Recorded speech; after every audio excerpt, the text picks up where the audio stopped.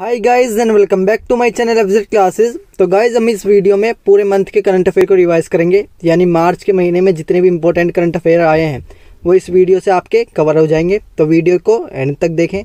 तो चलिए शुरू करते हैं। पहला आर्टिकल है Haryana prevention of unlawful conversion of religion bill 2022। इसको हम एंटी रिलीजन बिल भी बोल सकते हैं। गाइज मैं बहुत बार पढ़ा चुका हूँ कि बहुत सारे स्टेट्स में क्या हुआ है कि एंटी रिलीजन बिल आ चुका है। अब हरियाणा की असेंबली में क्या कहा है, एंटी रिलीजन बिल 2022 को इंट्रोड्यूस किया गया है। या द हिंदू में भी आया था, एंटी कन्वर्जन बिल इंट्रोड्यूस हुआ है हरियाणा की असेंबली में। कंटेस्ट क्या है इसका मतलब, न्यूज़ में क्यों है, क्योंकि अभी हरियाणा गवर्नमेंट ने इंट्रोड्यूस किया है एक बिल को अपनी स्टेट असेंबली में against religion conversion through force, undue, influence और एल्यूमेंट। मेजर हाईलाइट्स क्या है इस बिल की।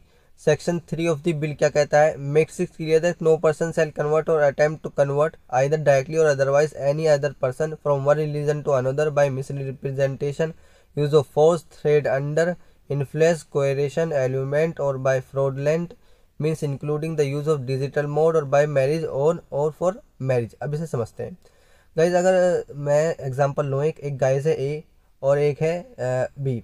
तो अगर एक आदमी क्या करना चाहता है, किसी का रिलीजन कन्वर्ट करना चाहता है फोर्सफुली, तो क्या है वो सही नहीं है। वो उसको लेकर ये बिल लाया गया है कि कोई भी किसी का रिलीजन फोर्सफुली क्या करा सकता है, करा नहीं सकता। क्या नहीं करा सकता, उसको चेंज नहीं करा सकता। यही सेक्शन 3 ऑफ द बिल कहता है कि कोई भी एक रिलीजन का पर्सन दूसरे रिलीजन के पर्सन को क्या कर सकता है, अपने रिलीजन में फोर्सफुली नहीं ला सकता। मिस रिप्रेजेंटेशन उसकी नहीं करा सकता, अपने रिलीजन में उसको अटेम्प्ट नहीं करा सकता। डिजिटल मोड से भी और वैसे मोड से भी, फ्रॉडुलेंट मीन्स से भी उसको क्या नहीं करा सकता, अपने रिलीजन में नहीं ला सकता फोर्सफुली। और समझते हैं the bill provides for declaring marriage. अगर ऐसे ही अगर किसी ने किसी का रिलीजन कन्वर्ट कराया और उसकी शादी हो गई इसमें, तो अगर वो व्यक्ति ये उसको फोर्सफुली करा गया, वो ये चाहता हो कि मैं क्या करूँ, अपने रिलीजन पे ही रहूँ, यानी कि अपने रिलीजन को कन्वर्ट ना करूँ, तो उसकी शादी अगर जो करवाई गई है उस शादी को क्या माना जाएगा, नल और वॉइड उस शादी को माना जाएगा। और इस अगर ये उसने करा दिया, एक पर्सन ने दूसरे पर्सन से अपना रिलीजन क्या करा दिया, कन्वर्ट करा दिया, अपने रिलीजन में उसको लिया आया, तो उसके लिए पनिशमेंट भी है, 10 साल की उसको सजा मिलेगी और 3 लाख रुपये उसको फाइन भरना पड़ेगा। The mass conversion contravening to the provision, contravening मतलब अगर कोई इन प्रोविजंस का उल्लंघन करता है तो उसको 5 साल की सजा भी दी जाएगी और वो बढ़ाकर 10 साल भी हो सकती है, और फाइन उसका मिनिमम 4 लाख रुपये उस पर लग सकता है। जैसे मैंने बताया था अभी आर्टिकल में, सिमिलर बिल बहुत सारे स्टेट्स में लाए गए हैं, जैसे उत्तर प्रदेश, मध्य प्रदेश, हिमाचल प्रदेश में भी एंटी रिलीजन बिल आ चुके हैं। फ्रीडम ऑफ रिलीजन क्या है इंडिया में, अब जानते होंगे आप क्या है। कॉन्स्टिट्यूशन में आर्टिकल 25, 26 और 28 तक क्या होता है कि राइट टू फ्रीडम, हम क्या कर सकते हैं, किसी को भी अपने फ्रीडम का अधिकार है कि वो क्या कर सकता है, उसको परफॉर्म कर सकता है, प्रोपोगेट कर सकता है, इनकी फैला सकता है। अब देख लेते हैं, freedom of religion in India is a fundamental right है, गारंटीड बाय आर्टिकल 25 से 28 तक ये कॉन्स्टिट्यूशन में आपको देखने को मिलेगा। आर्टिकल 25 का कहता है कि हम अपने रिलीजन को फ्रीली प्रोपोज कर सकते हैं, प्रोफोज कर सकते हैं, प्रैक्टिस कर सकते हैं, प्रोपोगेट कर सकते हैं, यानी कि और लेकिन पब्लिक ऑर्डर, मॉरलिटी और हेल्थ को मद्देनजर रखते हुए। आर्टिकल 26 क्या कहता है कि हम अपने किसी को भी अपने अफेयर्स को, यानी कि अपने ही रिलीजन्स के अफेयर्स को खुद मैनेज कर सकते हैं, अपने ही रिलीजन्स के अफेयर्स को खुद मैनेज कर सकते हैं। इंडियन कॉन्स्टिट्यूशन का प्रेम्बल भी यही कहता है, जो 1976 में बनाया गया था, अमेंड हुआ था। उसमें एक वर्ड अमेंड हुआ था, सेकुलर स्टेट। सेकुलर स्टेट का मतलब है कि सब क्या हो, सब एक साथ मिलकर रहे, यानी कि सारे के सारे रिलीजन क्या हो, एक साथ मिलकर रहे। Every citizen of India has a right, सबके पास क्या अधिकार है कि वो अपने रिलीजन को प्रमोट कर सकता है, प्रैक्टिस कर सकता है, लेकिन पीसफुली, जिससे क्या हो, पब्लिक ऑर्डर, मॉरलिटी और हेल्थ का नुकसान ना हो। ये हमने समझ लिया। अब देख लेते हैं वेरियस इश्यूज क्या है इसको लेकर। जो आर्टिकल 25 में तो लिखा है कि हम अपने रिलीजन को क्या कर सकते हैं, प्रमोट कर सकते हैं, लेकिन फोर्सफुली किसी के रिलीजन में किसी को कन्वर्ट नहीं किया जा सकता, फोर्सफुली नहीं कन्वर्ट किया जा सकता। इसके ऊपर ही क्या है, एंटी रिलीजन बिल है। Such incidents not any violates our citizen freedom but also hurt the socio religion fabric और society. Incidents of love jihad का इंसिडेंट आप जानते होंगे, लव जिहाद का इंसिडेंट आ गया बहुत सारे प्लेसेस में, हरियाणा में, इसलिए बिल लाया गया है। अपोजिशन क्या कहते हैं, अब जैसे ही हरियाणा में ये बिल लाया गया, हरियाणा की स्टेट असेंबली में, तो अपोजिशन ने क्या कहा, इसको अनकॉन्स्टिट्यूशनल कहा, और इसको क्या कहा, गवर्नमेंट की एक ऐसा अटेम्प्ट कहा कि क्या होगी, इससे सोसाइटी डिवाइड हो जाएगी। Such incident not only infringes the freedom of religion of the person so converted but also militant against the secular fabric और our society। ये कहा उन्होंने कि क्या होगी, इससे सोसाइटी में डिवाइड देखने को मिलेगा। अब जो आर्ग्यूमेंट इसके फेवर में आए बिल के, वो क्या क्या है। There is no mention of, इस बिल में क्या है, इस बिल में किसी भी रिलीजन को मेंशन नहीं किया गया है कि वो क्या हो, उस पर फोर्सफुली कन्वर्जन हो। It does not stop anyone who is willingly converted, यानी कि ये इस चीज़ को स्टॉप नहीं करता कि अगर कोई चाहे तो अपना रिलीजन, अपने आप से अगर कोई चाहे तो रिलीजन को कन्वर्ट करा सकता है, यानी कि अपने रिलीजन से दूसरे रिलीजन में जा सकता है। उसके लिए क्या देना पड़ेगा, उसको एक एप्लीकेशन डिस्ट्रिक्ट मजिस्ट्रेट को देनी पड़ेगी 30 दिनों के अंदर अंदर। फिर डिस्ट्रिक्ट मजिस्ट्रेट क्या करेंगे, उसकी छानबीन करेंगे, उसको इन्वेस्टिगेट करेंगे, उस पर ही डिसाइड करेंगे कि इसको कन्वर्जन देना है नहीं देना।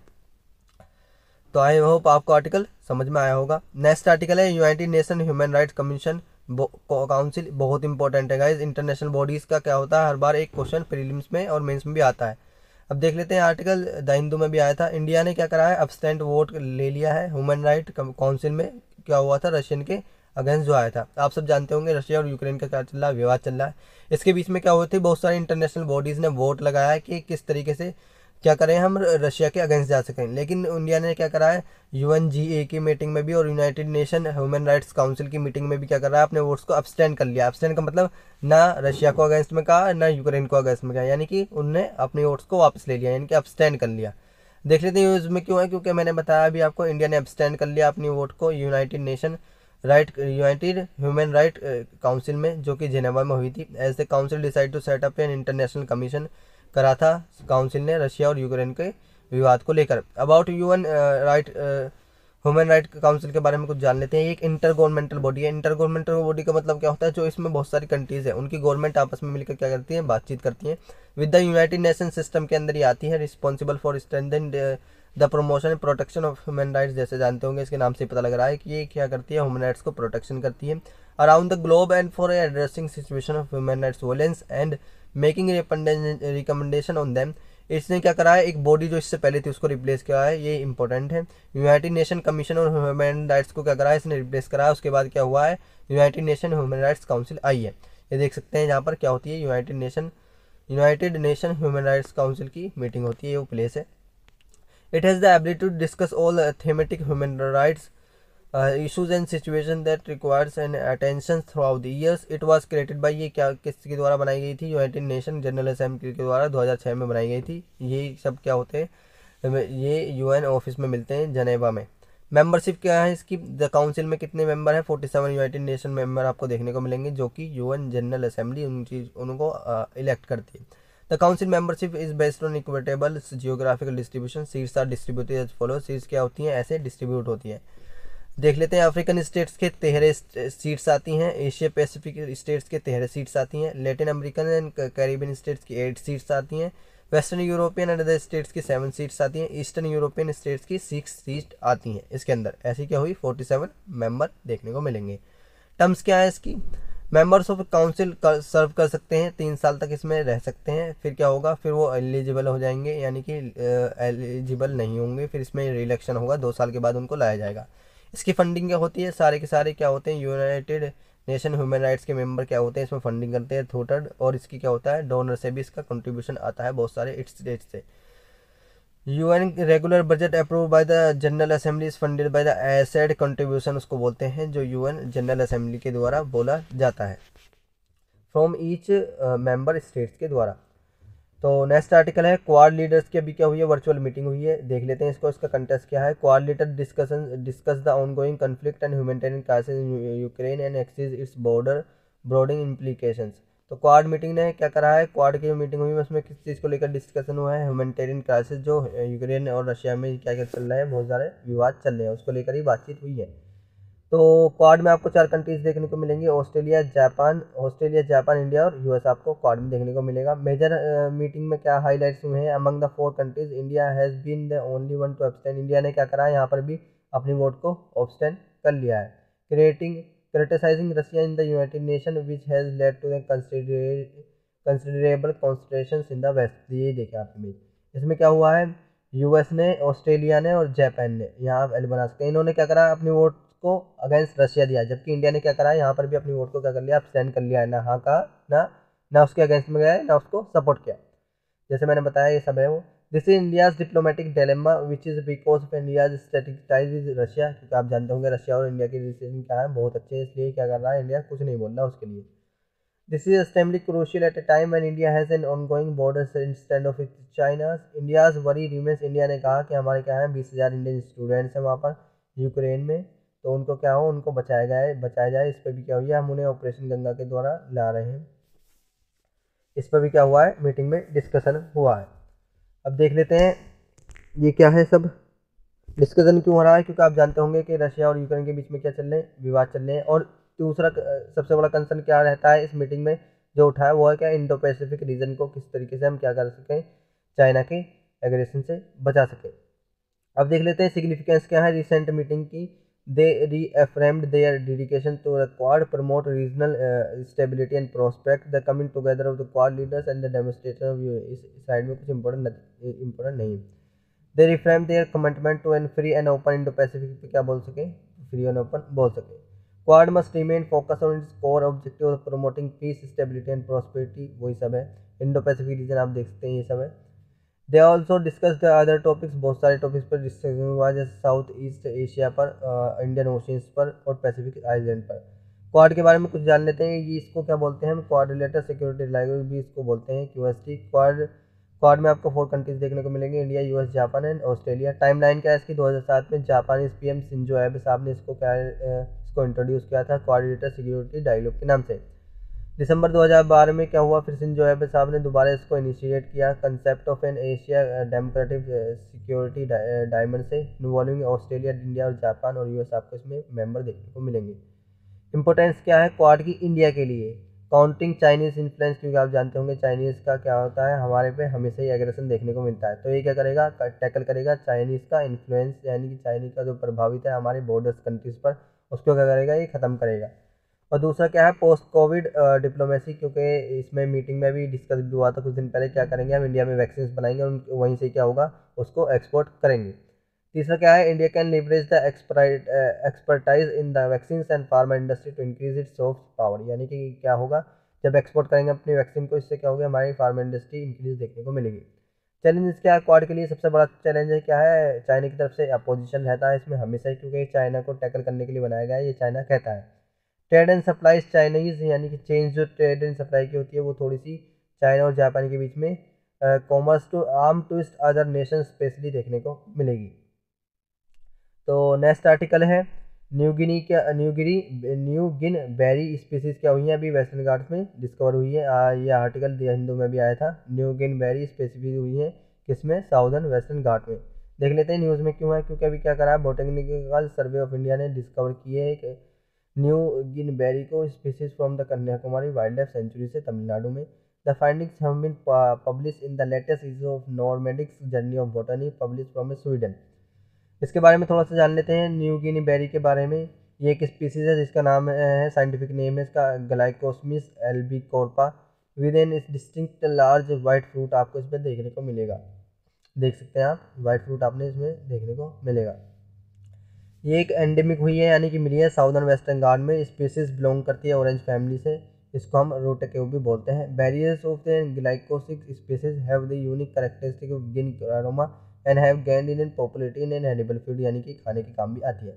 इसके यूजेस और क्या हैं, many of the related plants of this taxonomic groups are being utilize for their medical के लिए भी बहुत ज़्यादा यूज़ इसका देखने को मिलेगा। Most commonly related species of this plants are collected from the wild, ये वाइल्ड से ही, जैसे वेस्टर्न घाट में वाइल्ड है, यानी कि सबसे ज़्यादा फॉरेस्ट आपको वेस्टर्न घाट में देखने को मिलेगा, वहाँ पे ही क्या हुई है, ये डिस्कवर हुई है। Mainly for use as food में भी इसका यूज़ होता है, उसका मेडिसिन भी यूज़ होता है। कुछ क्वेश्चन लगाए, इसका आंसर क्या दें, कमेंट में दें।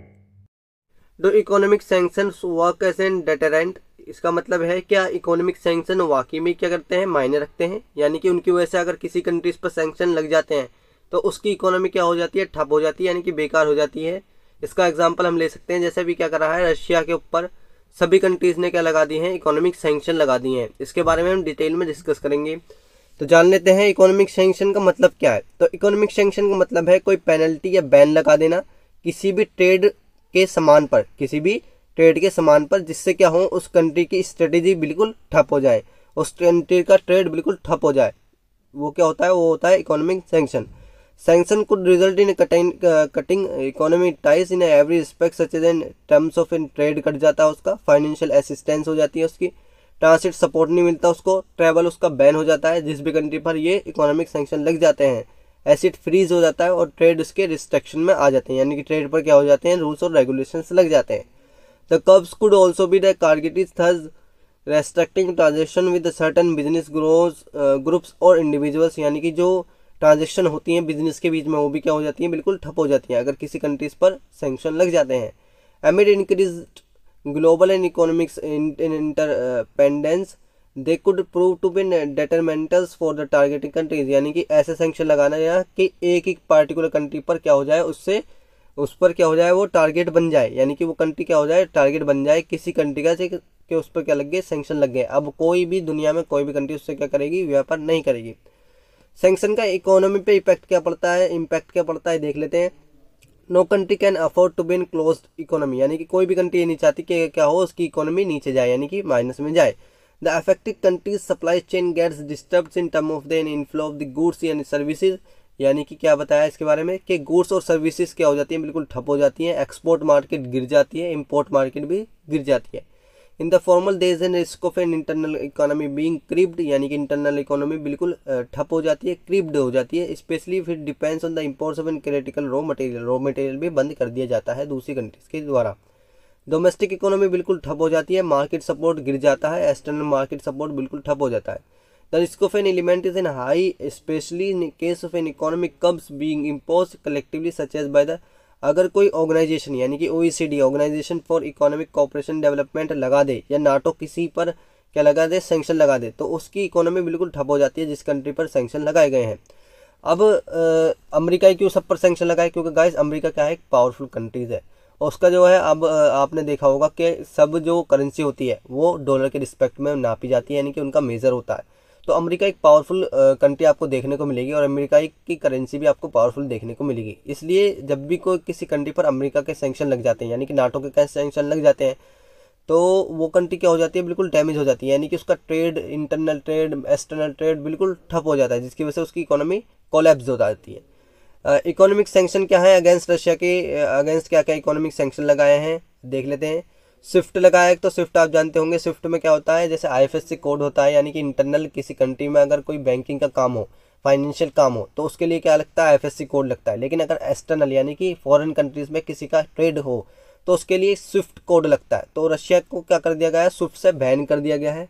दूसरा, रशिया डायरेक्ट इन्वेस्टमेंट फंड नहीं कर सकता किसी के अगेंस्ट, यानी कि किसी पर क्या कर सकता है Russia, some of the Russian wealthiest people, सिर्फ कुछ रशिया के वेल्थेस्ट पीपल ही डायरेक्ट इन्वेस्टमेंट कर सकते हैं और रशियन पीपल अब इन्वेस्टमेंट नहीं कर सकता। और कौन कौन से लगाए हैं, रशिया सेंट्रल बैंक को बिल्कुल फ्रीज कर दिया है। जर्मनी ने क्या कर दिया है, नॉर्ड स्ट्रीम 2 प्रोजेक्ट को बिल्कुल ख़त्म कर दिया है कि अब हम क्या करेंगे, नॉर्ड स्ट्रीम को चालू नहीं रखेंगे। नॉर्ड स्ट्रीम 2 क्या था, जो रशिया में से एक लाइन सी जा रही है जिसके थ्रू क्या करता है, रशिया पूरे यूरोप को नेचुरल गैस देता है। अब वो क्या कर दिया, जर्मनी ने उसको बंद कर दिया है कि हम रशिया से नेचुरल गैस नहीं लेंगे। अब जो नेचुरल गैस का जो पैसा था वो क्या होगा, ख़त्म हो जाएगा, जिसकी वजह से थोड़ी सी इकोनॉमी, थोड़ी नहीं बहुत इकोनॉमी क्या होगी, रशिया को कोलैप्स देखने को मिलेगी। एक्सपोर्ट बिल्कुल कम कर दिया है रशिया से सारे कंट्रियों से, क्योंकि यूएसए ने क्या लगा दिया, उस पर सैंक्शन लगा दिया। और अगर यूएसए के अगेंस्ट भी कोई गया कंट्री तो यूएसए भी क्या करेगा, उससे व्यापार भी नहीं करेगा। तो कोई भी कंट्री नहीं चाहता कि क्या हो, यूएसए के अगेंस्ट जाए।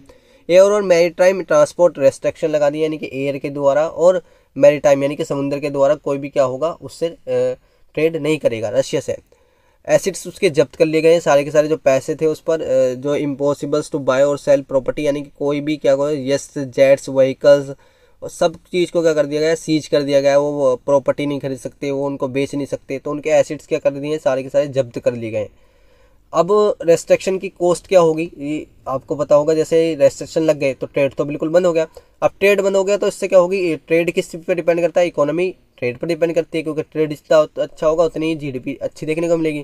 तो इससे क्या होगी, कंट्रीज की इकोनॉमी ठप हो जाएगी। Economic strength of the country being targeted, यानी कि इकोनॉमी क्या हो जाएगी, बिल्कुल ठप हो जाएगी। Russia can't be bust side as an ordinary economy, यानी कि जैसी लोगों की इकोनॉमी होती है, जैसी कंट्रीज की इकोनॉमी होती है, अब रशिया की इकोनॉमी ऐसी नहीं बचेगी। The country is important to in global economy because it all reserves and access to a nuclear power. क्योंकि कंट्रीज़ में क्या है, बहुत सारे ऑयल रिजर्व्स भरे पड़े हैं। अब रशिया उनको नहीं बेचेगा तो उस पर पैसे कहाँ से आएंगे, तो इसलिए क्या होगा, उनके ऑयल रिजर्व्स भी फ्रीज हो जाएंगे। ऐसे is also supplier of sophisticated defence product, यानी कि बहुत सारी कंट्री से क्या करता है रशिया, डिफेंस के मामले में, वेपन्स के मामले में खरीदारी करता है और बेचता भी है। इंडिया में भी क्रूशियल डिफेंस प्रोडक्ट अब रशिया बेचता है, लेकिन अब क्या होगा, वो सब बंद हो जाएंगे क्योंकि उस पर लगे सैंक्शन लग गए। Given the long-term strategic nature of the relationship, India is abstaining from voting on resolutions to condemn Russia। जैसा भी मैंने कुछ दिन पहले बताया था, यूएनसी में, यूएन ह्यूमन राइट्स कमीशन में और यूएनजी में भी वोटिंग जो हुई है और क्वाड की वर्चुअल जो मीटिंग हुई है, उसमें क्या कर लिया है, इंडिया ने अपना अब्सटेंड वोट ले लिया। अब्सटेंड मतलब ना हाँ करी ना करी, कि रशिया के अगेंस्ट में क्या हुआ, इंडिया नहीं गया, क्योंकि इंडिया का बहुत सारा डिफेंस का मामला, क्रूड ऑयल क्या होता है, रशिया से आता है। अब इंडिया को इससे क्या फ़र्क पड़ेगा, इंडिया को भी फ़र्क पड़ेगा जो क्रूड ऑयल आता है। अभी मैंने बताया था कुछ दिन पहले वीडियो में, क्या होगा, पेट्रोल के दाम आपको 150 लीटर भी देखने को मिलेंगे, 150 पर लीटर भी आपको देखने को मिलेंगे। तो इससे बहुत ज़्यादा इंडिया में भी एक्सपोर्ट रशिया का रुक जाएगा, क्योंकि जब यूएसए ने सैंक्शन लगा दिया तो इंडिया भी क्या होगा, उससे इम्पोर्ट नहीं करेगा। तो इससे क्या होगा, उसकी इकोनॉमी बिल्कुल ठप देखने को मिलेगी। तो आई होप आपको आर्टिकल समझ में आया होगा। नेक्स्ट आर्टिकल है no fly zone. No fly zone के बारे में समझेंगे डिटेल में, क्या है। अभी बहुत दिन पहले, ये कुछ दिन पहले ही क्या है, रशिया और यूक्रेन का विवाद चल रहा है, तो उसमें क्या है, उसमें ये आता रहता है, नो फ्लाई जोन डिस्कस में। अभी क्या कर रहा है, नॉर्थ अटलांटिक ट्रीटी ऑर्गेनाइजेशन से यूक्रेन ने कहा कि क्या करो, आप रशिया के ऊपर नो फ्लाई जोन लगा दो। नो फ्लाई जोन का मतलब ये है कि रशिया जो हवा के द्वारा यूक्रेन पर जो अटैक कर रहा है, वो क्या कर दो, वो चीज़ बंद कर दो। क्योंकि यूक्रेन क्या कर रहा है, लैंड पे तो उसको ले रहा है, यानी कि रशिया को लैंड पर तो उसको क्या कर रहा है, पूरी टक्कर दे रहा है, लेकिन वो हवा में क्या हो रहा है, रशियन जो है रशियन मिलिट्री, वो क्या कर रही है, एयरफोर्स के द्वारा यूक्रेनियन को मार रही है। तो यूक्रेन ने अपील करी है नाटो में कि क्या करो, हम हिस्सा नहीं रहना चाहते आपका, लेकिन आप क्या करो, नो फ्लाई जोन, यानी कि जो रशिया का फ्लाई जोन है उसको क्या करो, बंद कर दो। यही न्यूज़ है। फ्लाई जोन क्या होता है, फ्लाई जोन एक सिंपल टर्म्स में क्या होता है, refers to an particular air space होता है जब aircraft those permitted by enforcement agency barred from the flying, यानी कि कोई भी एयरक्राफ्ट जब बैंड कर दिया जाता है कि अब फ्लाइंग नहीं होगी उसकी, तो उसको क्या बोलते हैं, फ्लाई जोन बोलते हैं, no fly zone. Articles under chapter 7 of the United Nation charter के अंदर ये लिखा है कि अगर किसी को कोई ट्रेट हो, यानी कि उसकी पीस क्या हो, डिस्टर्ब हो रही हो, तो वो क्या कर सकता है, नो फ्लाई जोन लगवा सकता है नाटो से। Article 39 of the United Nation security council कहता है कि existence of an threat to an peace और एन एक्ट ऑफ एग्रीगेशन, यानी कि अगर कोई आप पर एग्रेशन कर रहा है तो आप क्या कर सकते हो, उसके पीस के लिए उसके ऊपर नो फ्लाई जोन लगा सकते हो। It suggest further measures if required are to be carried out in accordance to article 41 and 42 restore international peace and security. ये कुछ नहीं है। No fly zone have been implemented without UN mandate, यानी कि UN ही सिर्फ fly zone लगा सकता है और कोई फ्लाई जोन नहीं लगा सकता। What is the feasibility of no fly zone over Ukraine. अब क्या होगा, अगर फ्लाई जोन लग गया, नो फ्लाई जोन लग गया रशिया के ऊपर, तो यूक्रेन को फ़ायदा होगा। यूक्रेन के ऊपर क्या होगा कि जो अब अटैक्स हो रहे हैं एयर के द्वारा, वो क्या होंगे, वो बहुत कम हो जाएंगे। No fly zone declaration essentially comprehensive in situation demanding in suspense ongoing violence. जो वायलेंस है वो क्या होगा, अब नॉन वायलेंस में बदल जाएगा अगर नो फ्लाई जोन लग गया। NATO has previously impose no fly zone in a non members state like Libya और बोस्निया में भी क्या हुआ है, नाटो सबसे पहले लीबिया और बोस्निया में ही नॉन फ्लाई जोन लगा था जब वहाँ पर सिविलियन वॉर चल रहा था। With Russia it fierce and full fledged war in Europe. लेकिन नाटो कह रहा है कि हम क्या होंगे, नो फ्लाई जोन नहीं लगाएंगे।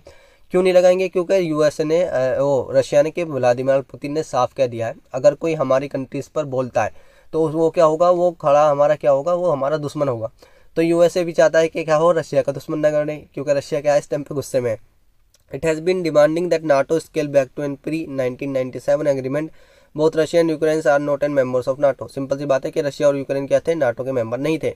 Due to the idea of imposing no fly zone और Ukraine has been rejected outright, यानी कि रिजेक्ट कर दिया गया है। जो यूक्रेन ने अपील करी थी नाटो में, उसको क्या कर दिया है, रिजेक्ट कर दिया गया है, क्योंकि यूएसए को भी खतरा है। If implemented, it means NATO deploying aircraft and asset which would result in a direct confrontation with Russia। वही बताया कि अगर नाटो ने इस चीज़ को अप्लाई कर दिया तो उसको क्या होगा, रशिया का डायरेक्ट सामना करना पड़ेगा। Broad countries in a fly zone. UNSC had banned all flight in Libya और एस्पेस, यानी कि जो पहले लग चुके हैं फ्लाई जोन, उनके बारे में बताया 1973 में और 2011 में लीबिया सिविल वॉर के द्वारा लगा दिए गए थे no fly zone. Member state were asked to deny permission to any Libyans restricted, यानी कि लीबिया को ये कर दिया गया था, रेस्ट्रिक्ट कर दिया गया था कि आप क्या करोगे, आप कोई भी एयर स्पेस एयरक्राफ्ट एयरफोर्स क्या होगे, बोस्निया के ऊपर से नहीं गुजारोगे। तो नेक्स्ट आर्टिकल है what is general consent for CBI. आज इसके बारे में फुल डिटेल में समझेंगे। अभी ये बहुत दिन से क्या है न्यूज़ में, central bureau of investigation CBI. General consent क्या है, क्योंकि ये दो बॉडीज होती हैं, नेशनल इन्वेस्टिगेशन एजेंसी एनआईए, जिसको एनआईए एक्ट क्या करता है, टैकल करता है, गवर्न करता है। एक सीबीआई होती है जिसको Delhi special police establishment act क्या करता है, गवर्न करता है। ये एक स्टेटरी बॉडी नहीं है, ये एक्ट के द्वारा नहीं बनाई गई। This makes consent of an state government mandatory for conducting investigation in that state. Issue समझते हैं, इशू क्या है, यानी कि न्यूज़ में क्यों है। अभी क्या करा है गाइस कि मेघालय ने अपने स्टेट में सीबीआई से इन्वेस्टिगेशन के लिए मना कर दिया है। क्योंकि क्या होता है गाइस कि सीबीआई जब भी किसी स्टेट में इन्वेस्टिगेट करती है तो उसको क्या लेनी पड़ती है, स्टेट असेंबली से क्या लेनी पड़ती है, परमिशन लेनी पड़ती है। लेकिन मेघालय ने क्या कर दिया कि आप हमारे इंटरनल मामलों में मत पढ़ो, कि आप क्या करो, सीबीआई इनसे मना कर दिया है कि आप हमारे इंटरनल मामले में नहीं पढ़ सकते, आप हमारे केसेस को नहीं देख सकते। There are two types of consent case, specific और जनरल। दो तरीके से केस होते हैं, एक स्पेसिफिक केस और एक जनरल केस होता है। CBI jurisdiction only over central government department and employ, यानी कि सीबीआई सिर्फ उन पर क्या कर सकती है, न्याय दे सकती है। किस पर, सेंट्रल गवर्नमेंट और डिपार्टमेंट और एम्प्लॉयज़ के ऊपर।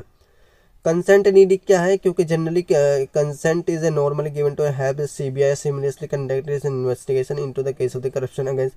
सीबीआई बनाया गया था करप्शन के लिए। और क्यों कंसेंट की जरूरत है, क्योंकि कंसेंट की इसलिए जरूरत है कि सीमलेसली यानी कि स्मूथली क्या कर सके, किसी भी स्टेट में सीबीआई इन्वेस्टिगेशन कर सके।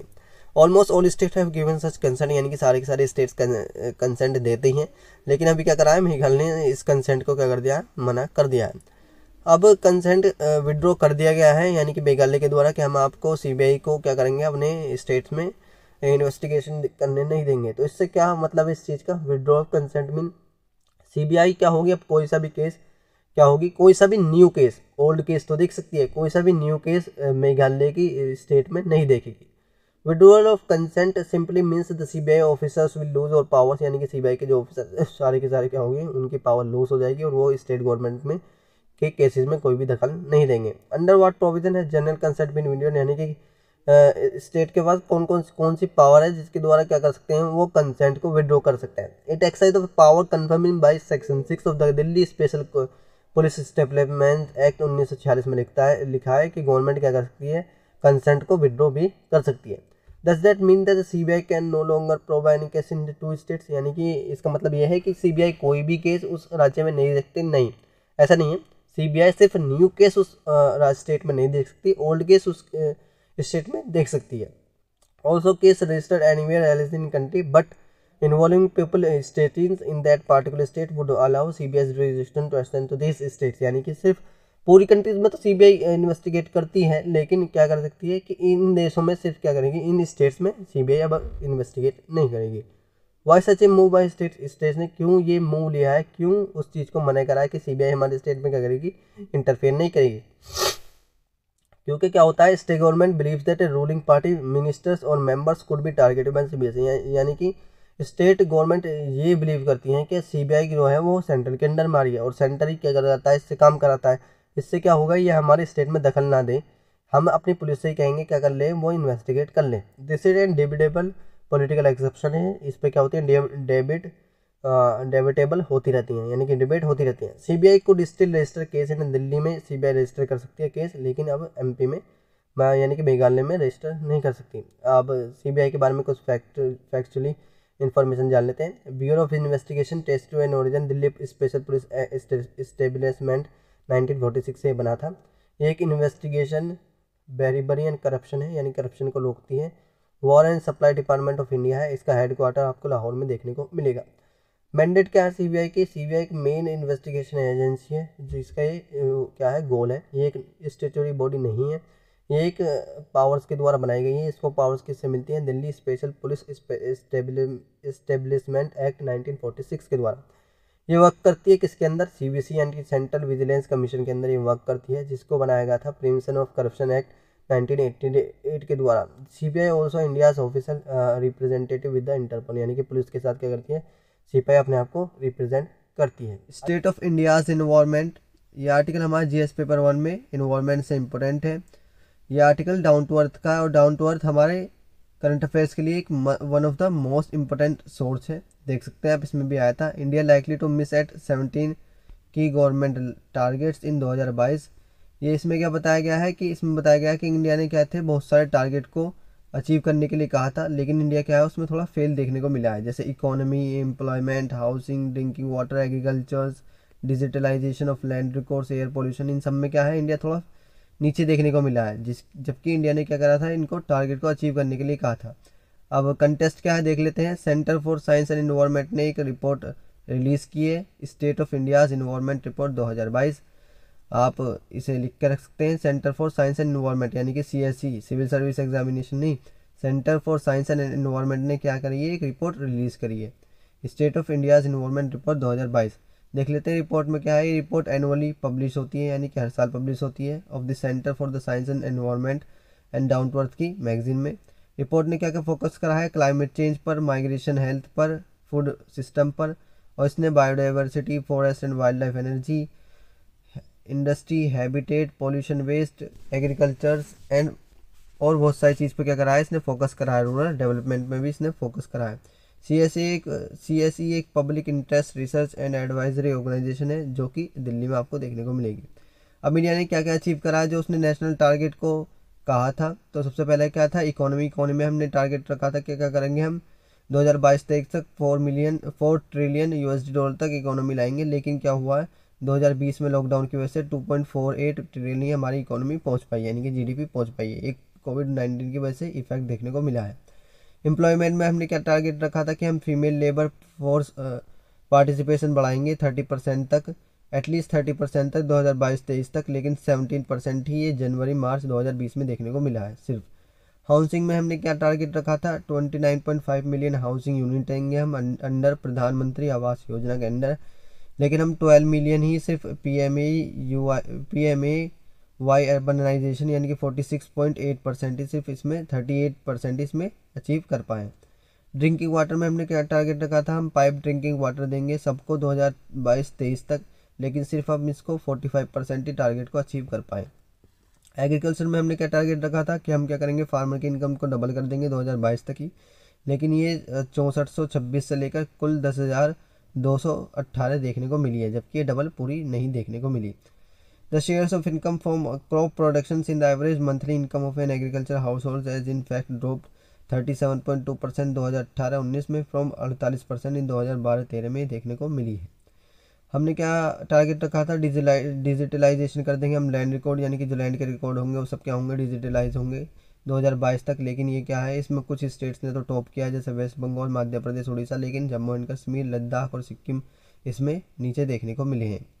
All the target is unlikely to meet, particularly because 14 states have witnessed deteriorations in the quality of the land records since 2019-20। Air pollution में हमने क्या टारगेट रखा था कि हम पार्टिकुलेट मैटर 2.5, पार्टिकुलेट मैटर जो होता है वो हमारे बाल से भी बारीक होता है, जिसको हम क्या कर लेते हैं, सांस में इनहेल कर लेते हैं।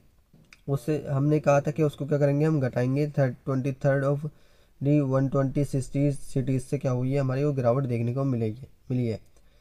सॉलिड वेस्ट मैनेजमेंट में हमने टारगेट रखा था कि हम 100% क्या करेंगे, अपना सैनिटेशन को अचीव करेंगे, बट अब ये 78% ही देखने को मिला है, जबकि पुडुचेरी ने इसमें टॉप किया है। वेस्ट बंगाल और दिल्ली क्या हुए हैं, बहुत ज़्यादा वोफुली बिहाइंड रहे हैं।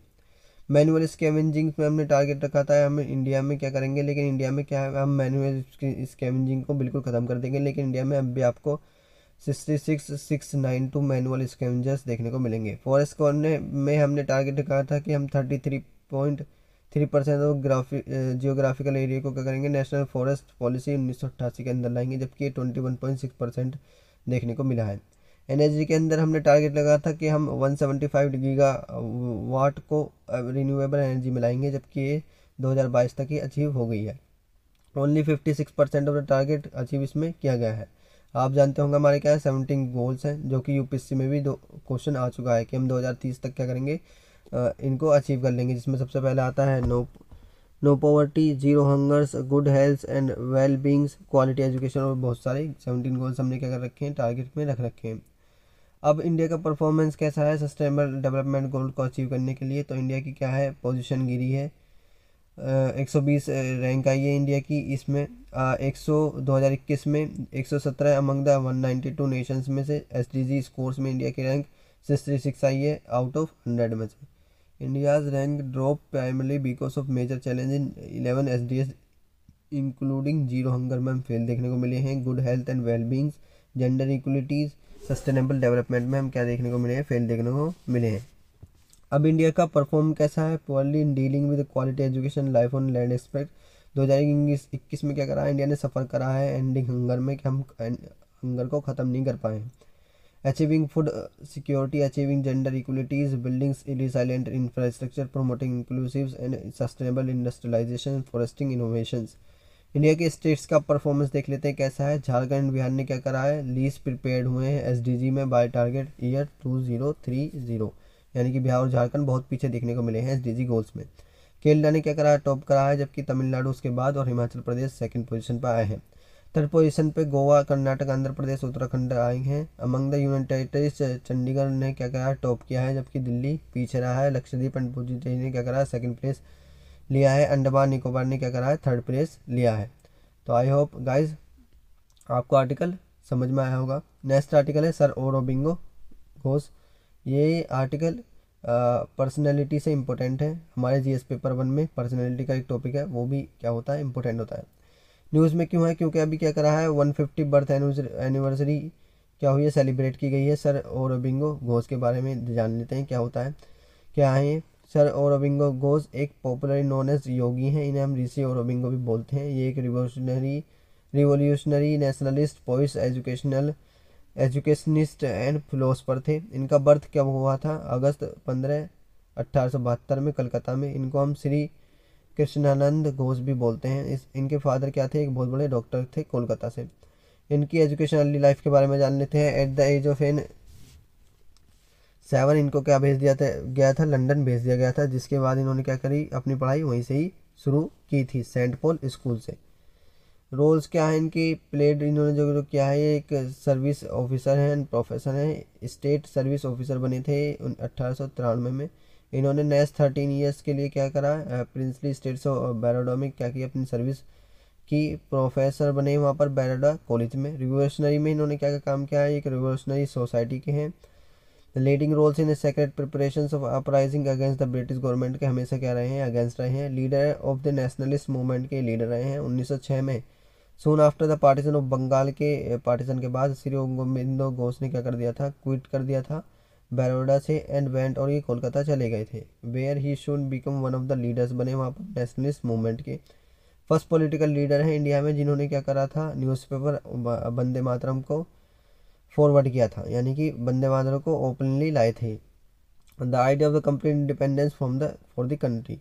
प्रोसिक्यूटेड ट्वाइस फॉर सेडिशन, यानी कि सेडिशन के लिए इन पर क्या लगे थे, 2 बार चार्ज लगे थे, लेकिन इन्हें फिर छोड़ दिया गया क्योंकि कोई क्या था, एविडेंस नहीं था। इन्हें हम योगी भी बोलते हैं। He had begun the practice of yoga in 1905 in Baroda. In 1908 he had the first of several fundamental spiritual realisations. In 1910 he withdraw the from politics, उन्होंने क्या करा, 1910 में विड्रॉ कर लिया एंड और पुंडीचेरी चले गए, और वहाँ पर ही क्या करा, अपने आप को डिवोट कर दिया स्पिरिचुअल लाइफ और वर्क में। During his 40 years in Pondicherry, he evolved a new method of spiritual practice which he called the integral Yogi. Literary work इन्होंने क्या किया है, वॉज एन, ये जर्नलिस्ट भी थे, और इन्होंने क्या करी, एक फिलोसफर मैगजीन भी लिखी है, उसका नाम क्या था, आर्या, जो पब्लिश हुई थी 1914 में। Among his many writing are the life divine, the synthesis of yogi and Savitri इन्होंने लिखी है। टीचिंग क्या थी, he proposed an philosophy of divine life on earth through spiritual evolution. इनकी डेथ कब हुई, ऑरोबिंदो घोष की दिसंबर 5, 1950 में। तो नेक्स्ट आर्टिकल है national commission for protection of child rights. ये क्या है, ये किस लिए है, ये चाइल्ड्स की प्रोटेक्शन के लिए एक बॉडी है, इसके बारे में जानते हैं। ये PIB से लिया गया है आर्टिकल। PIB हमारे करंट अफेयर्स के लिए one of the most important source है। अभी क्या कर रहा है, national commission for protection of child rights ने सेलिब्रेट किया है अपना 17th फाउंडेशन डे को। NCPCR क्या होती है, ये एक बॉडी है जो सेटअप की गई थी मार्च 2007 में under the commission for protection of child rights act 2005 में। ये एक एक्ट था जो पार्लियामेंट के द्वारा लाया गया था दिसंबर 2005 में। द कमीशन बिगन हुआ था 5 मार्च 2007 में। NCPCR एक स्टेचुरी बॉडी है under the administrative control of the ministry of women's and child development के अंदर आती है, गवर्नमेंट ऑफ इंडिया। अब इसके अंदर बताया गया है क्योंकि प्रोटेक्शन ऑफ चाइल्ड के लिए, तो चाइल्ड कौन होंगे, चाइल्ड की डेफिनेशन क्या है, तो चाइल्ड वो होंगे जो 0 से 18 ईयर तक होंगे, वो चाइल्ड होंगे, वो एज ग्रुप चाइल्ड में आएगी। उससे ऊपर जो होंगे वो चाइल्ड नहीं माने जाएंगे। अब इसकी कंपोजिशन क्या है NCPCR की देख लेते हैं। ये एक कमीशन है जिसके अंदर एक चेयरमैन होते हैं और 6 मेंबर्स होते हैं। एटलीस्ट 2 इसके अंदर क्या होनी चाहिए, वीमेंस होनी चाहिए। These are the appointed by the central government के द्वारा, ये 3 साल के लिए अपॉइंट होते हैं। मैक्सिमम एज क्या है इस कमीशन के चेयरमैन के लिए, वो 65 है, और अदर मेंबर्स के लिए क्या है 16 ईयर्स है। JCPOA, ये आर्टिकल बहुत इंपॉर्टेंट है क्योंकि अभी बहुत दिन पहले भी क्या हुआ था, ये कुछ दिनों पहले ही न्यूज़ में आया था। ये JCPOA क्या है, इसको हम ईरान डील भी बोलते हैं और P5+1 डील भी इसको बोलते हैं, joint compression plan of action, इसके बारे में समझते हैं। जय हिंदू में भी आया था। ईरान न्यूक्लियर टॉक्स अभी क्या हो रही है, इनको रिवाइव कर दिया गया है कि ईरान की क्या हो, न्यूक्लियर टॉक्स हो, जिसमें क्या हो रहे हैं, डिप्लोमेट सारे के सारे वियना में, यानी कि वियना जो ऑस्ट्रिया में है, ऑस्ट्रिया में, नॉट ऑस्ट्रेलिया में, ऑस्ट्रिया में, वियना में, वो क्या हो रहे हैं, इकट्ठे हो रहे हैं इस पर बात करने के लिए। ये ईरान न्यूक्लियर डील जो हुई थी 2015 में हुई थी तेहरीन में अकॉर्ड के अंदर, जिसके अंदर क्या थे, प्रेसिडेंट बराक ओबामा ने क्या कर दिया था, डिसमेंटल कर दिया था, लेकिन बराक ओबामा ने इसको लगा दिया था ईरान न्यूक्लियर डील को, लेकिन डिसमेंटल कर दिया था डोनाल्ड ट्रम्प ने 2018 में इसको। जान लेते हैं 2015 में क्या डील हुई थी। Joint comprehensive plan of action result था जिसका प्रोनोलॉजिस्ट नेगोशिएशन फ्रॉम 2013 और 15 से बिटवीन ईरान एंड P5+1 के बीच में, जो UNSC में आप जानते होंगे परमानेंट मेंबर है, प्लस एक जर्मनी भी है, China, France, Russia, UK, US and plus Germany. Under the deal, इस डील के अंदर क्या हुआ था, ईरान क्या था, पहले बहुत यूरेनियम एनरिचमेंट कर रहा था, यानी कि अपने अंदर क्या बना रहा था, अपनी कंट्रीज के अंदर बहुत सारे न्यूक्लियर पावर प्लांट्स और न्यूक्लियर वेपन्स बना रहा था। इसके अंदर ये तय किया गया कि ईरान क्या करेगा, अब न्यूक्लियर एनरिचमेंट नहीं करेगा, की कंपोनेंट फॉर न्यूक्लियर वेपन्स। और ये कहा गया कि protocol that would allow inspectors from the international atomic energy. चले इसके बारे में समझते हैं। 2015 में क्या हुई कि न्यूक्लियर जो ईरान था, ईरान क्या कर रहा था, अपने न्यूक्लियर वेपन पर बहुत ज़्यादा वर्क कर रहा था। तो 2015 में एक डील हुई बराक ओबामा और ईरान के बीच में, जिसमें ये कहा गया कि हम क्या होंगे, आपके ऊपर सैंक्शन नहीं लगाएंगे। लेकिन 2018 में जैसे ही डोनाल्ड ट्रंप आए तो उन्होंने क्या करा, सैंक्शन लगा दिए। अब ये यूएस ही क्यों सैंक्शन लगाता है, क्योंकि गाइस यूएस क्या है, एक बहुत मोस्ट पावरफुल कंट्रीज है जो सैंक्शन लगा देती है, जिसके बाद क्या होता है, ईरान अगर किसी से व्यापार करे तो यूएस भी उससे क्या होता है, व्यापार नहीं करता। तो 2018 में डोनाल्ड ट्रंप ने क्या करा, इस पर सैंक्शन लगा दिए, सारे के सारे सैंक्शन लगा दिए, जिससे क्या हो गई, उसकी इकोनॉमी गड़बड़ आ गई ईरान की। फिर 2020 में जब जो बाइडन आए तो उन्होंने क्या कहा, अब इस पर बात होनी चाहिए, ईरान क्या है, बहुत बड़ा ईरान का नुकसान देखने को मिलेगा, इस वजह से क्या हो, इस वजह से सैंक्शन सारे के सारे हटा दिए जाएँ। लेकिन और बहुत सारी कंट्रीज़ हैं, यानी कि 2 कंट्रीज़ और ऐसी हैं जो कि ये नहीं चाहती कि क्या हो, ईरान से सैंक्शन हटे। एक तो है इजराइल, क्योंकि इजराइल और ईरान के रिलेशन ही बहुत दिन से ख़राब आपको देखने को मिलेंगे, क्योंकि ईरान में अभी कुछ बहुत दिन पहले क्या थे, एक लीडर थे जो कि बड़े गलत स्टेटमेंट देते थे इजराइल के लिए कि इजराइल को क्या हो, मैप से हटा दो, ये छोटा सा है, ये डिपेंडेंट नहीं है, ये ऐसी कब्जा करके बना है, ऐसे वो क्या देते थे, स्टेटमेंट के देते थे। दूसरा सऊदी अरबिया, क्योंकि सऊदी अरब में आप जानते होंगे शिया और मुस्लिम है, यानी कि शिया आपको सुन्नी मुस्लिम सऊदी अरब में देखने को मिलेंगे और ईरान में आपको शिया बहुत ज़्यादा देखने को मिलेंगे। तो इनके बीच में क्या होता है, शिया सुन्नी के बीच में हमेशा कन्फ्लिक्ट चलता रहता है। और अगर ईरान में न्यूक्लियर पावर वेपन्स आ गए तो ईरान क्या होगा, सऊदी अरबिया के अगेंस्ट आ जाएगा, जिसकी वजह से सऊदी अरबिया नहीं चाहता कि ईरान क्या हो, ईरान डेवलप कंट्रीज बने। ईरान न्यूक्लियर डील 5 कंट्रीज़ के बीच में हुई थी, जैसे मैंने बताया, China, France, Germany plus Russia, UK और US। ये रिवाइव करने के लिए भी बात हुई है कि ईरान की क्या करो, डील कर दो। दूसरा, जब ये सैंक्शन इसके ऊपर लगे ईरान के ऊपर, तो ईरान के बहुत सारे न्यूक्लियर पावर प्लांट्स क्या हो गए, उन पर काम होना बंद हो गया, क्योंकि सैंक्शन लग गए तो पैसा कहाँ से आएगा, और पैसा नहीं आएगा तो क्या होगा, उससे ईरान की डेवलपमेंट नहीं होगी। दूसरा चैलेंज टू रिस्टोरेशन चैलेंज क्या है, तो बिटवीन सऊदी अरबिया और Iran is a major hurdle है, सबसे बड़ा क्या है, हर्डल है सऊदी अरबिया है। सऊदी अरबिया ही नहीं चाहता क्या हो, ईरान पे से सैंक्शन हटे। दूसरा, इजराइल भी एक बहुत बड़ा हर्डल है इसके लिए। US and Saudi Arabia have strengthen there relation पर US मिडल ईस्ट पॉलिसी, यानी कि US और सऊदी अरबिया के रिलेशन भी आपको बहुत अच्छे देखने को मिलेंगे। जैसे मैंने बताया, ट्रांजिशनल शिया सुन्नी का वहाँ पर हमेशा क्या रहता है, कॉन्फ्लिक्ट रहता है, जिसकी वजह से डिफिकल्ट है ये बहुत कि ईरान के सैंक्शन हट जाए। Iran is currently in violation of several of important commitments such as limits on stockpiles of enrichment, यानी कि यूरेनियम बहुत ज़्यादा वो कर रहा है। 2015 में जब डील हुई, सैंक्शन लग गए, तो ईरान कह रहा है अब तो सैंक्शन लग गए तो लग गए, हम क्या करेंगे, यूरेनियम एनरिचमेंट अब भी करेंगे और अपने पावर प्लांट्स यानी कि अपने न्यूक्लियर वेपन पर बहुत अच्छा काम करेंगे, जिसकी वजह से ये डील हो रही है वियना में। JCPOA का अब इम्पैक्ट, ये सबसे इंपॉर्टेंट स्लाइड है। इसमें क्या होगा, हम जानेंगे कि JCPOA का इम्पैक्ट कैसा पड़ेगा हमारे इंडिया पर। तो इंडियाज इंटरेस्ट इन चाबर पोर्ट, क्योंकि हम क्या कर रहे हैं, ईरान में एक चाबर पोर्ट बना रहे हैं, क्योंकि हम इसलिए बना रहे हैं कि पाकिस्तान में ग्वादर पोर्ट है जो चाइना ने बनाया है, इसको टैकल करने के लिए हम चाबर पोर्ट यहाँ ईरान में बना रहे हैं। जिसकी वजह से क्या हुआ है, जब 2015 में ये डील हुई कि यूरेनियम, 2018 में जब सेक्शन लग गए, 2018 में जब डोनाल्ड ट्रम्प ने इस पर सेंक्शन लगा दिए, तो ये डील क्या हो गई, गड़बड़ा गई। यानी कि जब हम चाबर पोर्ट बना रहे थे, इस पर अच्छे से काम नहीं हो पा रहा था। तो इंडिया के लिए बहुत बड़ा कंसर्न है कि चाबर पोर्ट पर हम क्या हो रहे हैं, अच्छे से काम नहीं कर पा रहे। दूसरा, further help India to neutralise Chinese presence, जैसे मैंने बताया कि हम क्या करना चाहते हैं, जो चाइना का आपको ग्वादर पोर्ट पाकिस्तान में देखने को मिलेगा, उसको हम न्यूट्रलाइज करने के लिए यहाँ पर चाबर पोर्ट बना रहे थे ईरान में, जिसकी वजह से वो भी काम रुक गया।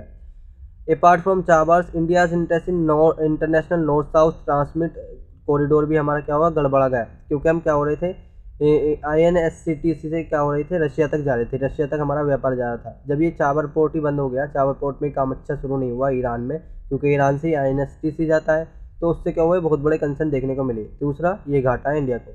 आई होप आपको आर्टिकल अच्छा लगा होगा, यानी समझ में आया होगा। तो नेक्स्ट आर्टिकल है डुगोंग कंजर्वेशन रिजर्व। ये आर्टिकल हमारा GS पेपर 3 में कंजर्वेशन से इम्पोर्टेंट है। देख लेते हैं न्यूज़ में क्यों है, क्योंकि अभी तमिलनाडु गवर्नमेंट ने क्या कहा है कि हम एक क्या करेंगे, एस्टेब्लिश करेंगे एक इंडिया का फर्स्ट कंजर्वेशन रिजर्व डुगोंग के लिए gulf of Mannar, Palk bay में। India to act as an leading nation in the South Asia में क्या हो जाएगा, इंडिया सबसे बड़ा वो बन जाएगा कि सबसे पहले India first conservation reserve India ने ही बनाया with respect to the dugong conservation से लेकर। अब देख लेते हैं ये कहाँ है, गल्फ ऑफ मन्नार कहाँ है, जहाँ पर ये बनेगा पाक बे में। ये आपको ऊपर तमिलनाडु देखने को मिलेगा, नीचे आपको श्रीलंका देखने को मिलेगा। इसके बीच में जो लाइन सी है पाक बे, यानी कि गल्फ ऑफ मन्नार के पास क्या होगा, यही कंजर्वेशन रिजर्व बनाया जाएगा। डुगोंग के बारे में जान लेते हैं थोड़ा सा। डुगोंग एक सी कावा आपको देखने को मिलेगा, इसको हम समुद्री गाय भी बोलते हैं। Is one of the 4 surviving species in the order Sirenia and it's an only existence species of the herbivorous animal, आपको देखने को मिलेगा ये हार्बीवोरस मैमल्स जो घास खाता है। दैट लाइफ एक्चुअली, जो कि बहुत यूनिक है सी में, इंक्लूडिंग इंडिया के अंदर। डुगोंग मोस्ट इंपॉर्टेंट पार्ट है हमारे मैराइन इकोसिस्टम्स का। अगर ये खत्म हो गए तो ये हमारा क्या होगा, मैराइन इकोसिस्टम गड़बड़ जाएगा और हमारी फूड चेन का भी नाश हो जाएगा। डिस्ट्रीब्यूशन हैबिटेट, ये हमें 30 कंट्रीज में पाया जाता है, जिसमें से gulf of Mannar, gulf of Kutch, पाक बे एंड द अंडमान निकोबार में आपको इंडिया में देखने को मिलेगा, अंडमान निकोबार में। देख लेते हैं इसका IUCN स्टेटस क्या है, IUCN कंजर्वेशन क्राइटेरिया क्या है बायोडाइवर्सिटी से, तो आपको ये वल्नरेबल देखने को मिलेगा, यानी कि इतनी अच्छी मात्रा में ये नहीं है। अगर ये थोड़ा सा और कम हुआ तो एंडेंजर में हो जाएगा, थोड़ा सा और कम हुआ तो क्रिटिकल एंडेंजर में आ जाएगा, और थोड़ा सा और कम हुआ तो एक कोलैप्स ही हो जाएगा, यानी कि विलुप्त तो हो जाएगी जाति। थ्रेड्स का है इसके लेकर, तो सबसे पहले थ्रेड्स है कि जो मछुआरे हैं वो क्या करते हैं, बोट ट्रैवलिंग करते हैं। बोट ट्रैवलिंग क्या होती है, ये अगर देख सकते हैं आप कि बोट में क्या हो सकता है, एक रस्सी से बांध देते हैं, जिसके अंदर एक जाल बिछा देते हैं, जो क्या होता है, जो समुद्री घास होती है उनको भी उखाड़ लाता है मछली के साथ साथ। तो इनका क्या है, हैबिटेट डिक्रीज देखने को मिलेगा, जिसकी वजह से इनके लिए थ्रेड्स है। दूसरा, ट्रेवलिंग एक मेथड है फिशिंग को लेकर, और pulling fishing net through the water behind one और मोर बोट, जैसे मैंने बताया। ये हार्मफुल है हमारा ट्रोलिंग जो है, और बहुत सारे कंसर्न है ट्रोलिंग को लेकर। सबसे पहला है इन्वायरमेंट को बर्बाद करता है, क्योंकि ये सी फ्लावर को घटाता है, कोरल रीफ्स को बर्बाद करता है, और मैराइन एनिमल्स को भी परेशान करता है। देख लेते हैं और क्या क्या कंसर्न है। ह्यूमन एक्टिविटीज़ हैं जो बहुत सारी, जो डुगोंग को परेशान करती हैं। मॉडिफिकेशन ऑफ हैबिटेट्स, पोल्यूशन हम जो फैलाते हैं, अंपत इलीगल फिशिंग एक्टिविटीज़ जो हम करते हैं, वेसल स्ट्राइक्स, अनसस्टेनेबल हंटिंग और पोचिंग जो होती है इसकी, और इसका जो मीट हम कंजर्व करते हैं उसको लेकर भी इसके लेकर कंसर्न है। Dugong meat is consume under the wrong impression that it cools down human body temperature, जो कि क्या करता है, हमारे बॉडी के टेम्परेचर को कूल डाउन करता है। प्रधानमंत्री भारतीय जन औषधि परियोजना, आज इस परियोजना के बारे में सब चीज़ जानेंगे, इसको डिटेल में एक्सप्लेन करेंगे। आप जानते होंगे प्री में भी और मेंस में भी हमारे लिए क्या होती है, हर साल एक ना एक परियोजना आती है, स्कीम्स आती हैं। देख सकते हैं आप, ये जागरण में भी आया था। जन औषधि केंद्र को बढ़ावा देने के लिए 1 से 7 मार्च तक जन औषधि सप्ताह मनाया जा रहा है। ये स्वास्थ्य मंत्री मनसुख मंडाविया ने इस चीज़ को कहा है। न्यूज़ में क्यों है, क्योंकि हमारे अभी प्राइम मिनिस्टर ऑफ इंडिया ने अनाउंस किया है कि हम सेलिब्रेट करेंगे जन औषधि दिवस को एवरी ईयर 7 मार्च को, याद रखना 7 मार्च को। किस चीज़ के लिए, एजुकेट करने के लिए जनरल पब्लिक को अबाउट द बेनिफिट ऑफ प्रधानमंत्री भारतीय जन औषधि परियोजना के बारे में बेनिफिट लेने के लिए। प्रधानमंत्री भारतीय जन औषधि परियोजना PMBJP के बारे में जान लेते हैं क्या है, इसका ओरिजिन कब हुआ था। Jan Aushadhi scheme was launch by the department of pharmaceuticals, ministry of chemicals and fertilizers, government of India in November 2008 में इसका क्या हुआ था, इसको लॉन्च किया गया था। गवर्नमेंट ने क्या दिया था, इससे पहले रिमूव किया था, यानी इसका नाम बदला था जन औषधि स्कीम इन सितंबर 2015 में एज प्रधानमंत्री जन औषधि योजना थी पहले, अब क्या कर दिया गया है, इसको परियोजना कर दिया गया है। To give further impact to the scheme it was gain rename, इसको फिर बाद में रीनेम करके क्या कर दिया गया है, प्रधानमंत्री भारतीय, आप देख सकते हैं भारतीय ऐड होता जा रहा है, भारतीय जन औषधि परियोजना इसको कर दिया गया। अब इसको इम्प्लीमेंट कौन करता है, कौन इसके पीछे एजेंसी है जो इसको कंट्रोल करती है, तो उसका नाम है pharmaceutical and medical devices bureau of India, PMBI। उससे पहले कौन थी BPPI थी पहले, उससे पहले bureau of pharma PSU of India. अब कौन है, अब PMBJP है। PMBJP एक इंडिपेंडेंट सोसाइटी सेटअप एक फार्मा ने सेटअप किया है, PSU ने, टू हैव ए फोकस, जो फोकस कर सकें किस चीज़ के ऊपर, जन औषधि कंपेन के ऊपर, सही चल रहा है नहीं चल रहा है। Register under the society registration act 1960 में इसको रजिस्टर कर दिया गया है। अब इसके साइलेंट फीचर देख लेते हैं PMBJP के। तो एक अप्रूव हुआ था constitution by state financial corporation से विद फाइनेंशियल आउटले, यानी कि इस पर 490 करोड़ खर्च किए जाएंगे 2020-21, 2024-25 के लिए। तो ओपन 10,500 PMBGS केंद्रीय खुलेंगे सबके लिए all over the country by March 2025 तक। Under the scheme medicine are procured from World Health Organization से क्या होंगी, मेडिसिन चेक होंगी, फिर उसके बाद ही उनको दिया जाएगा। गुड मैन्युफैक्चरिंग प्रैक्टिसेस सर्टिफाई होगा, supply for ensuring the quality of the product, यानी कि किस तरीके से प्रोडक्ट का क्वालिटी अच्छी दे सकें, इस चीज़ को लेकर वर्ल्ड हेल्थ ऑर्गेनाइजेशन से इसकी टेस्टिंग भी होगी। Each batch of the drugs is tested at the national accredited board for testing and calibration laboratory NABL से इसकी टेस्टिंग भी होगी। अब उसका ऑब्जेक्टिव देख लेते हैं, PMJP का ऑब्जेक्टिव क्या है, ये क्या कर सके, ये चाहती है कि हम क्वालिटी मेडिसिन प्रोवाइड करा सकें कंज्यूमर्स को and surgical items of affordable price पर हम क्या कर सकें, एक क्वालिटी मेडिसिन को कंज्यूमर को प्रोवाइड करा सकें। तो पॉपुलराइज जेनरिक मेडिसिन, यानी कि हम क्या कर सकें, जेनरिक मेडिसिन को ज़्यादा से ज़्यादा पॉपुलराइज करा सकें, क्योंकि लोगों के दिमाग में एक क्या है कि पेटेंट अच्छी होती हैं और जेनरिक बेकार होती हैं, जबकि prevent notions that low prices पर जेनेरिक मेडिसिन को हम क्या कर सकें, पॉपुलराइज करा सकें पॉपुलेशन के बीच में। To ensure easy availability of the menstruation health service, Jan Aushadhi Suvidha, sanitary napkin हम वुमेंस को प्रोवाइड कर सकें पूरे all over the India. Generate कर सकें हम employment by engaging individuals entrepreneurs in the opening of PMBG's Kendras. I hope आपको आर्टिकल समझ में आएगा। तो नेक्स्ट आर्टिकल है मॉन्ट्रियस कन्वेंशन, आज इसके बारे में सब कुछ जानेंगे डिटेल में। मॉन्ट्रियस कन्वेंशन क्या है और किसके बीच में हुआ था, देख सकते हैं आप, इंडियन एक्सप्रेस में भी आया था। व्हाट इज़ द मॉन्ट्रियस कन्वेंशन, क्या तुर्की रशिया के वर्कशिप को ब्लॉक कर सकता है, किसके अंदर, ब्लैक सी के अंदर। आप देख सकते हैं ब्लैक सी है, आपको राइट में इसमें जॉर्जिया, रशिया, यूक्रेन और रोमानिया और बल्गारिया, यानी कि ये 5 आपको देश इससे बॉर्डरिंग कंट्रीज देखने को मिलेंगे। ये जो ब्लैक सी है गाइस, तो मॉन्ट्रियस हुआ था, मॉन्ट्रियस कन्वेंशन के बीच में कहा गया था अगर कोई वार रशिया और यूक्रेन के बीच में होता है तो तुर्की क्या कर सकता है, रशिया के जो ट्रेड है, यानी कि जो रशिया के शिप ब्लैक सी से जाएंगे उनको क्या कर सकता है, रोक सकता है, जिससे रशिया का नुकसान देखने को मिलेगा। अब देख सकते हैं यहाँ पर 2 स्टेक आपको देखने को भी मिलेंगे, डेंड्रेनस और बॉस्फोरस। इसके द्वारा ही क्या होता है, यहाँ से जहाज जाते हैं और ब्लैक सी के द्वारा रशिया में पहुंच जाते हैं। अभी सी ऑफ मरमरा भी पिछले साल किसमें आया था, न्यूज़ में आ गया था, क्योंकि इसमें क्या थी, बहुत ज़्यादा काई जम गई थी। अब देख लेते न्यूज़ क्या है। टर्की एक्टिवेट कर सकता है मॉन्ट्रियस कन्वेंशन के रिस्पॉन्स में रशिया और इन्वेशन ऑफ यूक्रेन के वॉर में। मीनिंग क्या है इसकी, Turkey setup to implement an international convention on naval passage through two of its strategy straits, जैसे मैंने बताया 2 स्टेट है वहाँ पर, डेंड्रस और Bosphorus, which would allow them to limit the movement of Russian warships between the Mediterranean Sea and Black Sea से उनकी क्या हो जाएगी, आपको लेफ्ट में मेडिटेरियन सी एजेंसी से आपको जाते हुए मिलेंगे और आपको नीचे मेडिटेरियन सी भी देखने को मिलेगा, जिससे क्या होगा, उसका ट्रेड बिल्कुल रुक जाएगा। द बॉस्फोरस एंड डार्डेनस स्टेट क्या है, इनके बारे में थोड़ा सा जान लेते हैं। Also known as the Turkey straits भी इनको बोलते हैं और इनको ब्लैक सी स्टेट्स भी बोलते हैं। ये कनेक्ट करते हैं एजेंसी को ब्लैक सी से वाया सी ऑफ मरमरा के द्वारा। ये एक ओनली पैसेजेस इसके द्वारा Black Sea ports can access the Mediterranean से दूर जा सकता है, ब्लैक सी में मेडिटेरियन से ऐड हो सकते हैं एंटर कर सकते हैं इस पैसेज के द्वारा। और 3 मिलियन बैरल्स ऑफ ऑयल, इससे क्या होता है हर ईयर एवरी ईयर क्या होता है इससे गुजरता है, और 3 मिलियन ऑफ ऑयल इस रास्ते से ही। अब देख लेते हैं, the route also ships large amount of iron, steel और एग्रीकल्चर प्रोडक्ट्स भी इससे क्या होते हैं शिप होते हैं from the Black Sea coast to the Europe and the rest of the world. According to 1936 Montreux convention हुआ था, जिसके अंदर तुर्की को कंट्रोल मिल गया था बॉस्फोरस और डार्डनस स्टेट्स पर। अगर कोई रशिया और यूक्रेन के बीच में वार होता है और रशिया चाहता है कि वो ब्लैक सी से क्या करे, ब्लैक सी में अपने मिलिट्री को तैनात कर दे और यूक्रेन पर हमला कर दे, तो रशिया क्या यूक्रेन तुर्की क्या कर सकता है उस चीज़ को रोक सकता है, वहाँ से रशिया के शिप हटा सकता है। देख सकते हैं ब्लैक सी आपको स्टेट ऑफ डार्डनस जैसे मैंने बताया और बॉस्फोरस देखने को मिलेगा, और इस्तांबुल के पास आपको बॉस्फोरस देखने को मिलेगा।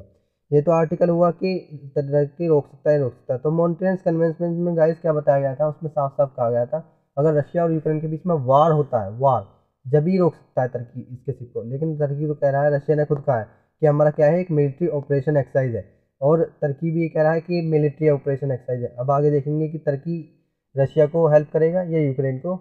इनलैंड वाटरवेज, ये आर्टिकल हमारा बहुत इंपॉर्टेंट है। ये आर्टिकल पीआईबी से लिया गया है, और पीआईबी में क्या होता है गवर्नमेंट डायरेक्ट डाटा को देती है। पीआईबी हमारे करंट अफेयर्स के लिए one of the most important source है।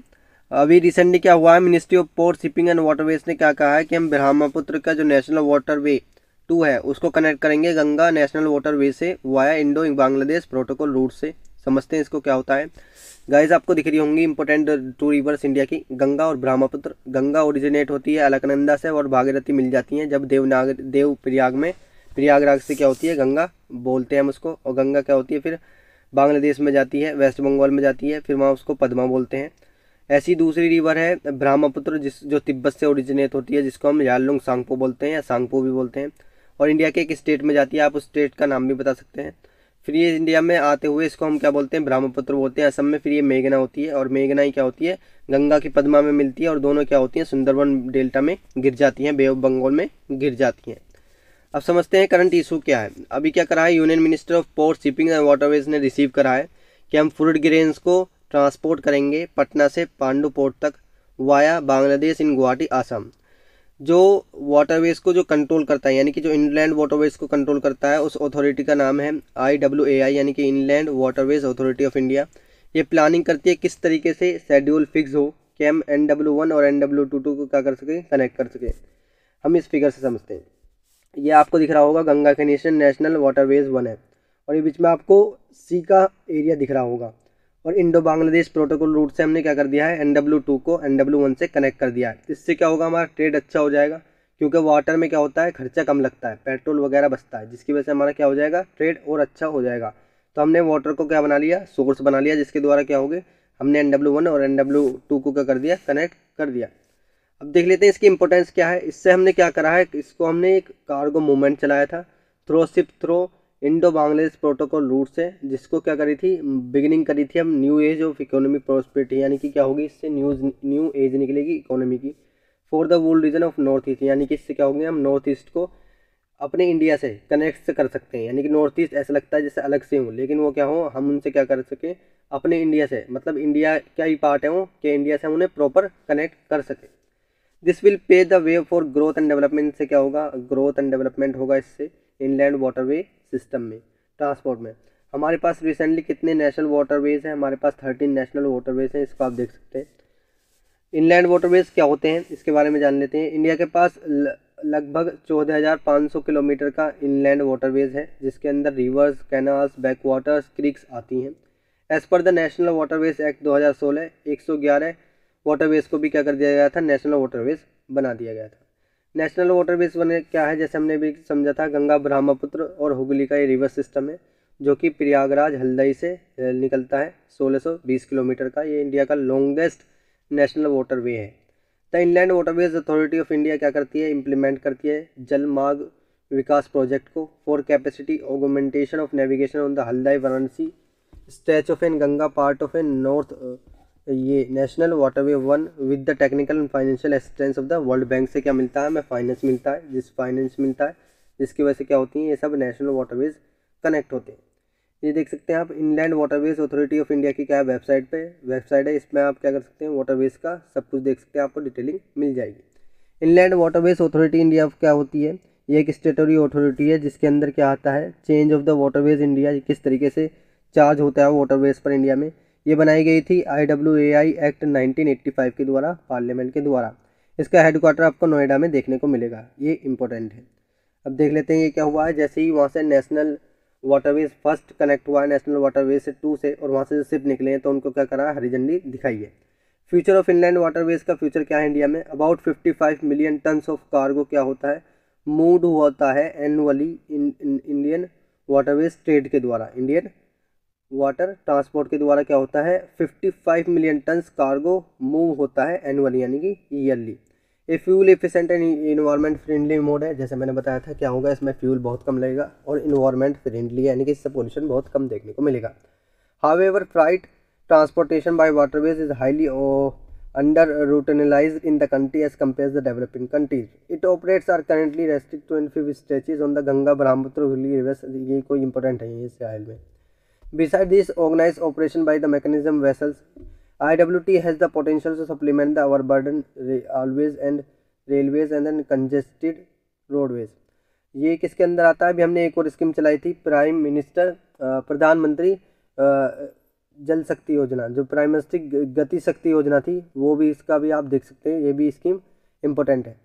तो आई होप आर्टिकल आपको समझ में आया होगा। नेक्स्ट आर्टिकल है सावित्रीबाई एंड ज्योतिराव फुले, इनके बारे में समझते हैं। हमारा ये आर्टिकल पर्सनैलिटी से इम्पोर्टेंट है। ये इंडियन एक्सप्रेस से लिया गया है, legacy of Savitribai and Jyotirao Phule के बारे में। न्यूज़ में क्यों है? क्योंकि अभी महाराष्ट्र गवर्नमेंट ने क्या करा है, मजाक सा उड़ाया है, क्रिटिसाइज किया है किसको, 19th सेंचुरीज के सोशल रिफॉर्मर्स सावित्रीबाई और ज्योतिराव फुले को, for getting married eight a young age, क्योंकि इनकी शादी क्या हो गई थी, यंग एज में हो गई थी। Mahatma Jyotirao and Savitribai Phule stand out as extraordinary couple थे in the social and educational history of India. हुआ सावित्रीबाई एंड ज्योतिराव फुले, इनके बारे में जान लेते हैं। 1840 में क्या था, चाइल्ड मैरिज हुई थी इन दोनों की। सावित्री की एज क्या थी, 10 ईयर्स थी, जबकि ज्योतिराव की एज क्या थी, 13 ईयर्स थी। That capital later in life stop the oppose, और इन्होंने क्या करा था, बाद में चाइल्ड मैरिज को क्या किया था, अपोज किया था, और जो विडो हो जाती है उनको क्या करा था कि आप रीमैरिज कर सकती हैं। ज्योतिराव फुले एक इंडियन सोशल एक्टिविस्ट हैं, थिंकर हैं, एंटी कास्ट सोशल रिफॉर्मर है, राइटर हैं महाराष्ट्र के। इनको क्या बोलते हैं, ज्योतिबा फुले भी इनको बोलते हैं। एजुकेशन के बारे में जान लेते हैं, एजुकेशन कहाँ से हुई इनकी। तो 1841 में फुले ने क्या करी, एजुकेशन ली Scottish missionary high school Pune में, वेयर जिन्होंने क्या करी, इन्होंने अपनी एजुकेशन वहाँ पर कंप्लीट करी। इनकी आइडियोलॉजी क्या है, ये आइडियोलॉजी बेस्ड है लिबर्टी, इक्वलिटी, सोशलिज्म पर। फुले इन्फ्लुएंस है किसकी किताब से, थॉमस पेन्स की बुक जिसका टाइटल है the rights of the man से। मेजर पब्लिकेशन क्या है इनकी, तृतीय रतन 1855, पोवंडा छत्रपति शिवाराजा भोसले यांचा 1869, और गुलामगिरी 1873, जिनसे क्या है ये इंस्पायर है। टाइटल ऑफ महात्मा इन्हें क्या मिला था, महात्मा का टाइटल मिला था। He was best of with the title of Mahatma in 11 मई 1888 में by Maharashtrian social activist Vithalrao Krishnaji Vandekar. Social reformer थे Jyotirao the revolutionary that he was observe the lack of opportunity for education for young girls, यानी कि इन्होंने यंग गर्ल्स के लिए education के लिए बहुत कुछ किया था, और वुमेन्स के लिए उन्होंने एजुकेट की अपनी वाइफ को घर पर ही पढ़ाने के लिए, और फिर क्या करे, अपनी वाइफ से कहा कि आप क्या करो, आप यंग गर्ल्स को पढ़ाओ, यानी कि टीच करो, ट्रेंड करो। He realise the pathetic conditions of widows and establish in ashram, उन्होंने एक आश्रम भी बनाया था यंग विडोज के लिए। उन्होंने अटैच की थी orthodox Brahmins and upper caste families की सोच को लेकर उन्होंने बात करी थी। ऑर्थोडॉक्स का मतलब क्या होता है, रूढ़िवादी, जिनकी अलग ही सोच होती है। उन्होंने अवेयरनेस कैंपेन फैलाया था, वो इंस्पायर थे किससे, डॉक्टर भीमराव अम्बेडकर से और महात्मा गांधी से। सावित्रीबाई फुले के बारे में जान लेते हैं। 1852 में सावित्रीबाई ने क्या करा था, एक महिला सेवा मंडल को शुरू किया था, जिससे क्या हो सके, वो अवेयरनेस यानी कि जागरूकता फैला सके वुमेन्स के राइट को लेकर। सी पब्लिश काव्या फुले उन्होंने पब्लिश किया था 1854 में। भवन काशी सुबोध रत्नाकर उन्होंने 1892 में शुरू किया था। उनकी एक पोएम थी गो गेट एजुकेशन। सी साइमल्टेनियसली कंपेन्ड अगेंस्ट चाइल्ड मैरिज के अगेंस्ट उन्होंने कंपेन चलाए थे, और उन्होंने विडो रीमैरिज को सपोर्ट किया था। उन्होंने इनिशिएट किया था फर्स्ट सत्याहोडक मैरिज सिस्टम, उन्होंने सबसे पहले इनिशिएट किया था। तो गाइस नेक्स्ट आर्टिकल है डेमोक्रेसी की भी रिपोर्ट है ये 2022 की, इसको जानेंगे कि हमारे यहाँ क्या है, इंडिया के यहाँ डेमोक्रेसी कैसी है, ऑटोक्रेसी बढ़ रही है या डेमोक्रेसी बढ़ रही है। तो आर्टिकल द हिंदू से लिया गया है। Democracy is on the slide. News में क्यों है? क्योंकि लेटेस्ट रिपोर्ट आई है वीडेम इंस्टीट्यूशन से, स्वीडन यूनिवर्सिटी से ऑफ गोथेनबर्ग से। उन्होंने क्या बताया कि डेमोक्रेसी किस लेवल की रह गई है ग्लोबल सिटीज़ में 2021 में, ये क्या हो गई है, डाउन देखने को मिली है, 1989 सी देखने को मिली है। द रिपोर्ट, इस रिपोर्ट का टाइटल है, क्योंकि टाइटल हर रिपोर्ट का क्या होता है गाइस, इंपॉर्टेंट होता है। इस रिपोर्ट का टाइटल है democracy report 2022 autocratisation changing nature और वेराइटीज ऑफ डेमोक्रेसी, यानी कि वीडेम ने क्या करा है, largest global dataset on democracy with over 30 million data इन्होंने क्या करा है, कलेक्ट किया है 202 कंट्रीज से 1789 से 2021 तक। पहले क्या हुआ था, global state of democracy report आई थी 2021 में, जिसको रिलीज किया था international institution for democracy and electoral assistance international idea ने। डेमोक्रेसी का मतलब क्या होता है? डेमोक्रेसी होती है रिपोर्ट क्लासिफाई कंट्रीज इनटू एनफोरिज्म, यानी कि जो डेमोक्रेसी की इन्होंने रिपोर्ट दी है उसको 4 रिज्यूम में के टाइप में बेस किया गया है, जिसके अंदर सबसे बढ़िया स्कोर है किसका, लिबरल डेमोक्रेटिक इंडेक्स का, यानी कि liberal democracy, electoral democracy, electoral autocracy, close autocracy. अभी हम समझेंगे डेमोक्रेसी और ऑटोक्रेसी में डिफरेंस क्या होता है। तो 2 तरह की तो इन्होंने डेमोक्रेसी बताई है और 2 तरह की इन्होंने ऑटोक्रेसी बताई है। एलडीआई कैप्चर बोथ लिबरल का मतलब क्या होता है, इंडिविजुअल और माइनॉरिटी राइट्स। इलेक्टोरल एस्पेक्ट्स का मतलब क्या होता है, free and fair elections of democracy based on 71 indicators that make up the liberal component index LCI and the electoral democracy index. इस स्लाइड से समझते हैं क्या होते हैं ये सब। ऑटोक्रेसी का मतलब क्या होता है, रूल बाय वन, यानी कि जो पूरी जनता पर एक ही क्या करे, शासन करे, उसको बोलते हैं ऑटोक्रेसी। अब डेमोक्रेसी को समझते हैं। डेमोक्रेसी क्या होता है, रूल बाय ऑल, यानी कि सारे के सारे पीपल क्या करें, डायरेक्ट वोट करें, उससे क्या हो, एक आदमी चुना जाए जो क्या हो, उसको क्या बोलते हैं, डेमोक्रेसी बोलते हैं, यानी कि सब उसमें क्या करते हैं, रूल्स करते हैं। ओलिगरेसी क्या होती है, रूल बाय फ्यू, यानी कि कुछ लोग क्या करते हैं, जनता पर रूल करते हैं, उसको क्या बोलते हैं, ओलिगरेसी बोलते हैं। प्लूटोक्रेसी क्या होती है, जिसमें क्या होते हैं, सिर्फ रिच पीपल क्या करते हैं, लोगों पर रूल करते हैं। अब देख लेते हैं डेमोक्रेसी कहाँ से आया, डेमोक्रेसी का मतलब क्या है, ऑटोक्रेसी कहाँ से आया, ऑटोक्रेसी का मतलब क्या है। तो डेमोक्रेसी एक ग्रीक वर्ड है जो डेमोस से निकला है। डेमोस का मतलब होता है पीपल और क्रेटोस का मतलब होता है पावर। पावर का मतलब ऑथोरिटी। तो इससे क्या मिलकर बना है, इससे डेमोक्रेसी मिलकर बना है। गवर्नमेंट क्या होती है डेमोक्रेसी में, power and standard of the government are given to it by the people, यानी कि पीपल क्या होते हैं, गवर्नमेंट को चुनते हैं। ऑटोक्रेसी का मतलब क्या है, ग्रीक ऑटो मीन्स क्या होता है, सेल्फ, और क्रेटोस मतलब होता है पावर और अथॉरिटी, यानी कि सेल्फ पावर को ही क्या बोलते हैं, ऑटोक्रेसी बोलते हैं। 1 पर्सन और group holds all the power, यानी कि एक पर्सन और ग्रुप, पूरा का पूरा ग्रुप क्या करता है, सारी की सारी पावर्स को होल्ड करता है। अब देख लेते हैं, in addition the LDI also users in equality component index, LDI ने यूज करा है। To what extent different social groups are equals, participative component index use करा है। Health of citizens group, civil society organisation and deliberative component index use करा है। Whether political decision taken through public reasoning, focus on common goods और through emotional appeals. अब इस reports की finding क्या है, अब देख लेते हैं टॉप परफॉर्मेंस कौन है और टॉप बॉटम में कौन है। तो सबसे पहले क्या हुआ है, स्वीडन ने इसमें क्या करा है, एलडीआई इंडेक्स में क्या करा है, टॉप करा है। और स्कैंडिनेवियन आइसलैंड आप समझते होंगे, स्कैंडिनेवियन आइसलैंड वो होते हैं फिनलैंड, नॉर्वे, स्वीडन जो होते हैं, डेनमार्क, आइसलैंड, ये क्या है, स्कैंडिनेवियन आइसलैंड है। तो इन कंट्रीज ने क्या करा है, टॉप करा है। Denmark, Norway along with Costa Rica और न्यूजीलैंड ने क्या करा है, डेमोक्रेसी के रैंक में क्या करा है, टॉप करा है। इसमें इंडिया का परफॉर्मेंस क्या क्या है, तो रिपोर्ट ने बताया क्या हो रहा है कि इंडिया के अंदर डेमोक्रेसी डिक्रीज देखने को मिली है और ऑटोक्रेसी इंक्रीज देखने को मिली है। India is part of an broader global trend of anti political parties में देखने को मिली है। इंडिया की रैंक इसमें कितनी आई है, 93rd रैंक आई है इंडिया की एलडीआई में। इंडिया का क्या हुआ है, बॉटम 50% ऑफ द कंट्रीज से क्या हुई है, इंडिया नीचे आई है। ये स्लैप हुई है इलेक्ट्रल डेमोक्रेसी इंडेक्स में भी, इसकी रैंक इंडिया की क्या आई है, 100 आई है। इन साउथ एशिया में इंडिया की रैंक क्या हुई है, इन सबसे नीचे है श्रीलंका, नेपाल, भूटान, जबकि पाकिस्तान से क्या है, थोड़ी सी ऊपर है एलडीआई में इंडिया की रैंक। स्प्रेडिंग ऑटोक्रेसी, यानी कि ऑटोक्रेसी क्या हो रही है, इंडिया में बहुत तेज़ी से फैल रही है। Autocratisation is spreading rapidly within 33 countries में क्या हो चुकी है, अब तक ऑटोक्राइजेशन हो चुकी है। ऑटोक्राइजेशन मतलब कि सिर्फ एक ही बंदा क्या करता है, पूरी कंट्री पर राज करता है। Signing A sharp brick form in average of 1.2 cups per year, 2021 so record 6 cups resulting in 4 new autocracy आपको देखने को मिली है। जैसे मिलिट्री कूप लग जाता है तो क्या होता है, वो भी ऑटोक्रेसी में आ जाता है। जैसे चैड, गुयाना, माली और म्यांमार में भी क्या लगा है, मिलिट्री कूप लगा है, तख्ता पलट हो गया है। क्लोज ऑटोक्रेसी और डिक्टेटरशिप आपको देखने को मिली है, यानी कि बढ़ी है वो भी 25 to 30 बिटवीन 2021 एंड 2021 क्या हुई है 2020 और 2021 में क्या हुई है 25 से 30 देखने को मिली है dictatorship. Russian space agency threats on ISS, यानी कि रशिया की जो स्पेस एजेंसी है उसने क्या किया है, धमकी दी है कि हम क्या करेंगे, यूएस के ऊपर ISS को डाल देंगे। यूएस नहीं तो हम इंडिया या चाइना के ऊपर क्या करेंगे, इंटरनेशनल स्पेस स्टेशन को डाल देंगे। ये आर्टिकल द इंडियन एक्सप्रेस में भी एक्सप्लेन सेशन में आया था, यानी कि Russian space agency threat on international space station amid Ukraine crisis. आप जानते होंगे रशिया और यूक्रेन के क्या चल रहे हैं, अभी विवाद चल रहे हैं। इसको ऑन कौन करता है, इंटरनेशनल स्पेस स्टेशन क्या होता है और इसको ऑन कौन करता है, इसको समझते हैं।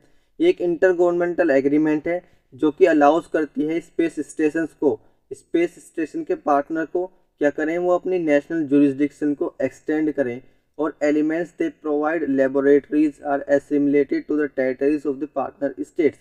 अब इसकी जो आर्टिकल 5 है इसका इंटर गवर्नमेंटल एग्रीमेंट का, ये कहता है कि इसको क्या करेंगी, 5 कंट्रीज क्या करेंगी, ओन करेंगी, जिसमें आती हैं United state, Russia, European partners, Japan and Canada. इसको क्या करती हैं, लीगली रिस्पॉन्सिबल है इसको गवर्न यानी कि ओन करने के लिए। अब जैसे हमारे पास इसरो है, ऐसी एक इंटरनेशनल स्पेस स्टेशन है जो कि एक क्या है, हैबिटेबल आर्टिफिशियल सैटेलाइट है। The single largest main made structure है जो कि लो के अर्थ ऑर्बिट में रहता है। अभी लो अर्थ ऑर्बिट क्या होता है और एक जियोसिंक्रोनस ऑर्बिट भी होता है। तो आप बता सकते हैं कि कितना डिस्टेंस होता है अर्थ का लो अर्थ ऑर्बिट से। It's first component was launched into an orbit in 1998। It circles in the earth is Rowley. ये क्या करता है, रफली 92 मिनट्स में एक सर्कल पूरा कर लेता है अर्थ का, जो कि कंप्लीट करता है 15.5 orbits per day. The ISS program is an joint project है। 5 जैसे मैंने कंट्री बताया था उनकी एजेंसीज का ये जॉइंट प्रोजेक्ट है, जैसे कि यूएस में नासा है, यूएसए में क्या है, नासा है, और रेस्कोसमोस है रशिया, इस एजेंसी ने क्या कहा है, इस एजेंसी ने धमकी की है। और जाक्सा है जापान में, और ESA यूरोप में एंड CSA कनाडा में। ये क्या है, एजेंसी है जो इसको क्या करती हैं, गवर्न करती हैं इंटरनेशनल स्पेस स्टेशन को। अब समझते हैं कि ये होता क्या है। तो it serves as an microgravity and space environment. इसमें क्या होगा, हम अपने स्पेस से अपने इन्वायरमेंट को देख सकेंगे, रिसर्च करेंगे उन पर, और यहाँ पर हमारे क्रू मेंबर्स भी रह सकते हैं और वहाँ पर एक्सपेरिमेंट भी कर सकते हैं। Biology, physics, astronomy, meteorology and other fields में भी क्या कर सकते हैं, एक्सपेरिमेंट कर सकते हैं। Continuous presence at ISS has resulted in the longest continuous human presence in the low Earth orbit। यानी कि ये सबसे बड़ा इंटरनेशनल स्पेस स्टेशन है जिसमें क्या कर रहे हैं, अभी बहुत दिनों से क्या कर रहे हैं, ह्यूमन का प्रेजेंस देखने को मिला है लो अर्थ ऑर्बिट में, यानी कि क्रू मेंबर वहाँ पर एक्सपेरिमेंट करने को देखने को मिले हैं। ये कब तक ऑपरेट होगा, 2030 में क्या करेंगे, हम इसको गिरा देंगे। यहाँ पैसिफिक ओशन में एक पॉइंट है नेमो, उसमें क्या करेंगे, हम इसको गिरा देंगे क्योंकि ये 2030 तक ही सिर्फ ऑपरेट रहेगा। नैनो से ऊपर आपको दूसियन आइसलैंड, ईस्टर्न आइसलैंड, कंसेप्शन, यानी कि ये बहुत बड़ी जगह है, इसमें क्या होगा, ये आराम से गिर जाएगा। वेलिंगटन आपको, न्यूजीलैंड आपको साइड में देखने को मिलेगा। पैसिफिक ओशियन में नेमो पॉइंट में हम इसको क्या करेंगे, गिरा देंगे। देख सकते हैं आप, ये इंटरनेशनल स्पेस स्टेशन है। यहाँ पर क्रू मेंबर, ये एक फुटबॉल के फील्ड के बराबर है, यानी कि इतना बड़ा है। वहाँ पर क्रू मेंबर जा सकते हैं और वहाँ पर क्या कर सकते हैं, एक्सपेरिमेंट कर सकते हैं अपनी अपनी कंट्रीज़ के। अदर स्पेस स्टेशन कौन कौन से हैं, the only space station currently in earth orbit वही है international space station. The ISS is backed by the US। जैसे मैंने बताया, रशिया, यूरोप, जापान और कनाडा इसको गवर्न करते हैं। लेकिन चाइना के बाद क्या है, चाइना के पास अपने खुद के क्या है, इंटरनेशनल स्पेस स्टेशन है खुद के, जिसका नाम है त्यांगोंग फर्स्ट और त्यांगोंग सेकंड, जो उसके ट्रायल स्टेशन पर चल रहे हैं अब भी। तो गाइज आई होप आपको आर्टिकल अच्छा लगा हो, यानी कि आपको समझ में आया होगा। तो नेक्स्ट आर्टिकल है स्विफ्ट बैंक। स्विफ्ट, अभी इसके बारे में हम सब जानेंगे स्विफ्ट क्या होता है। ये स्विफ्ट कार नहीं है, बल्कि ये स्विफ्ट क्या है, एक इंटरनेशनल फाइनेंशियल ट्रांजेक्शन है। ये आर्टिकल इंडियन एक्सप्रेस में भी आया था एक्सप्लेन सेशन में। What is Swift, what setting Russia out of its means, यानी कि रशिया को भी यूक्रेन और रशिया का क्राइसिस चला है, उसमें स्विफ्ट में क्या कर दिया है, रशिया को बैन कर दिया है।